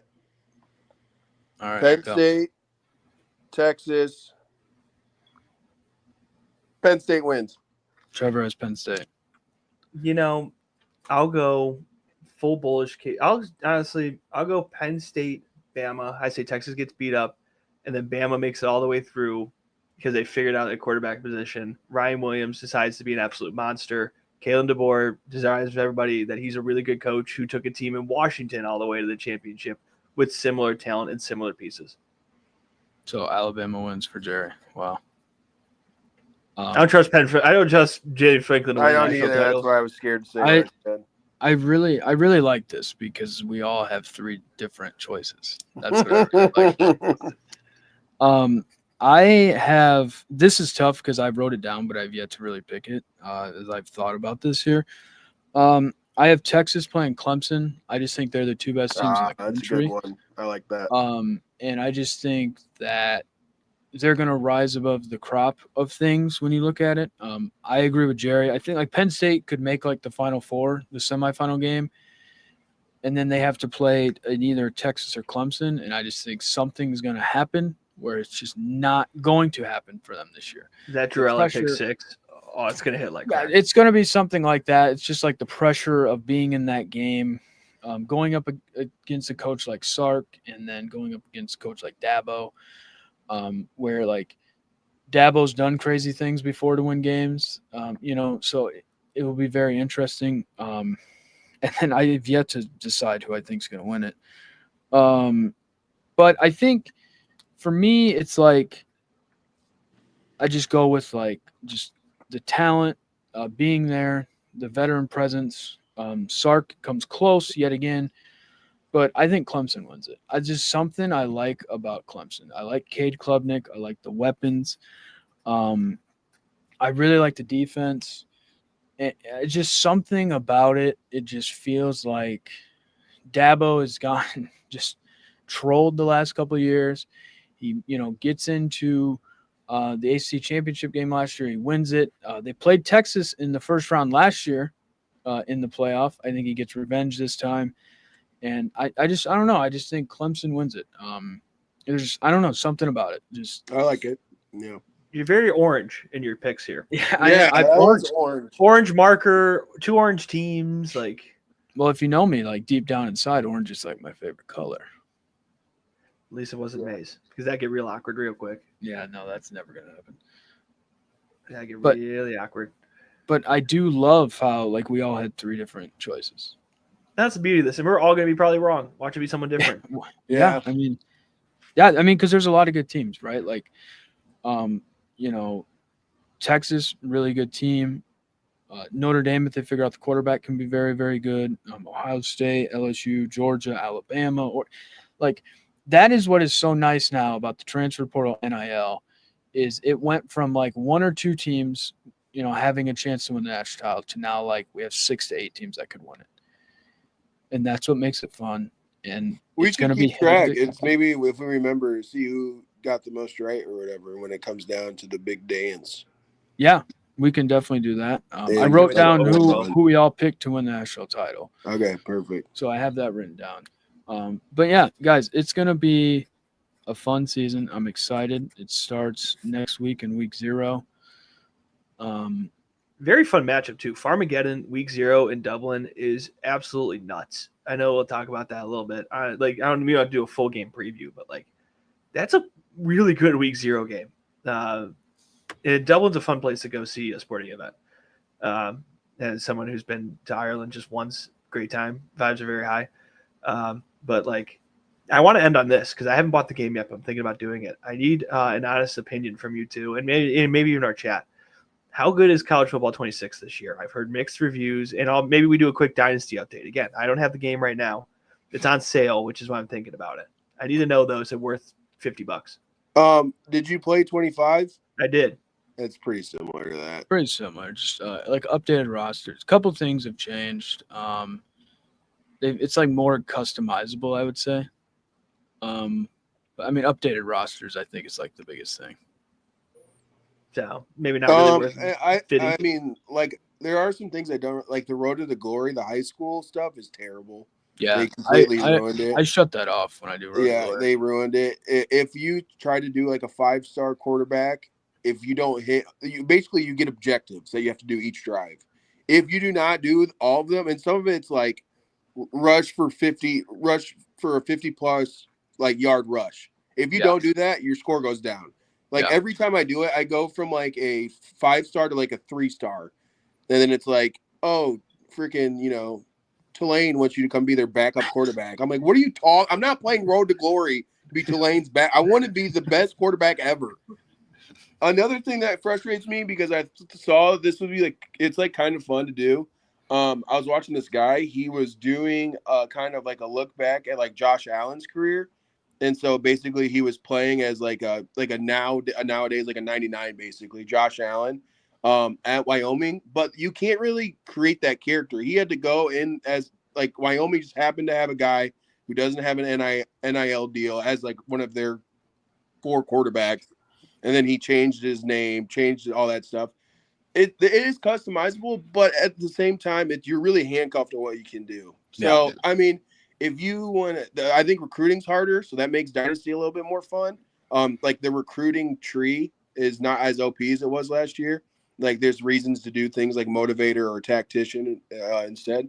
I always do that. I kind of just do dynasties. So if you're in the dynasties and you want a little bit more of a challenge last year, then it's fun. Yeah. All right. Let's get this into consideration. It's been out of my mind, but I only saw it on sale. I'm not paying $70 for that. Yeah. No. Yeah, I don't blame you. I don't blame you. It's pretty much the same game. I mean, it's kind of like the Madden thing. Well, and I think they don't make things as like reason that like they don't make high school exactly like it was 10 years ago is because next year they're gonna be like, oh, we fixed it, don't worry. So yeah. It's new. It's new actually. But then there's gonna be a way it still kind of sucks. So then they're like, oh, next year we'll fix it. Don't worry, you'll get the game again. It's like when they didn't put the trophy room in when they brought the game back, and then this year it's like, hey, trophy room's back. It's back. I've looked at it like twice. Yeah. No, I mean, I wish sports games would get to the point where they kind of would just do updates and like pay pay $20, update everything. A massive. That would be really cool. I just maybe came up with the greatest idea of all time. I mean, shareholder value just going up here at Electronic Arts. I have a massive brain, and it's full of great and useful tips. Maybe that's what they can use at EA Sports. That's right. It's in the game. It is in the game. But yeah, no. So thanks for everybody tuning in. Long stream, but we had to break. I'm glad we split this into 2 parts. Yes, it would have been like 5 hours long. It would have been terrible. My back hurts from this chair. I need to figure out the chair situation. Yeah, could you imagine doing 4 hours, Caleb? Because that's what we did for the draft. Well, Jerry, to be fair, I was laying in my bed. So. Yeah, man, at that point. Jonathan has CTE. I'm confused. Who knows? But yeah, no, I'm glad we broke it up. It was very good. A lot to break down, a lot to get into.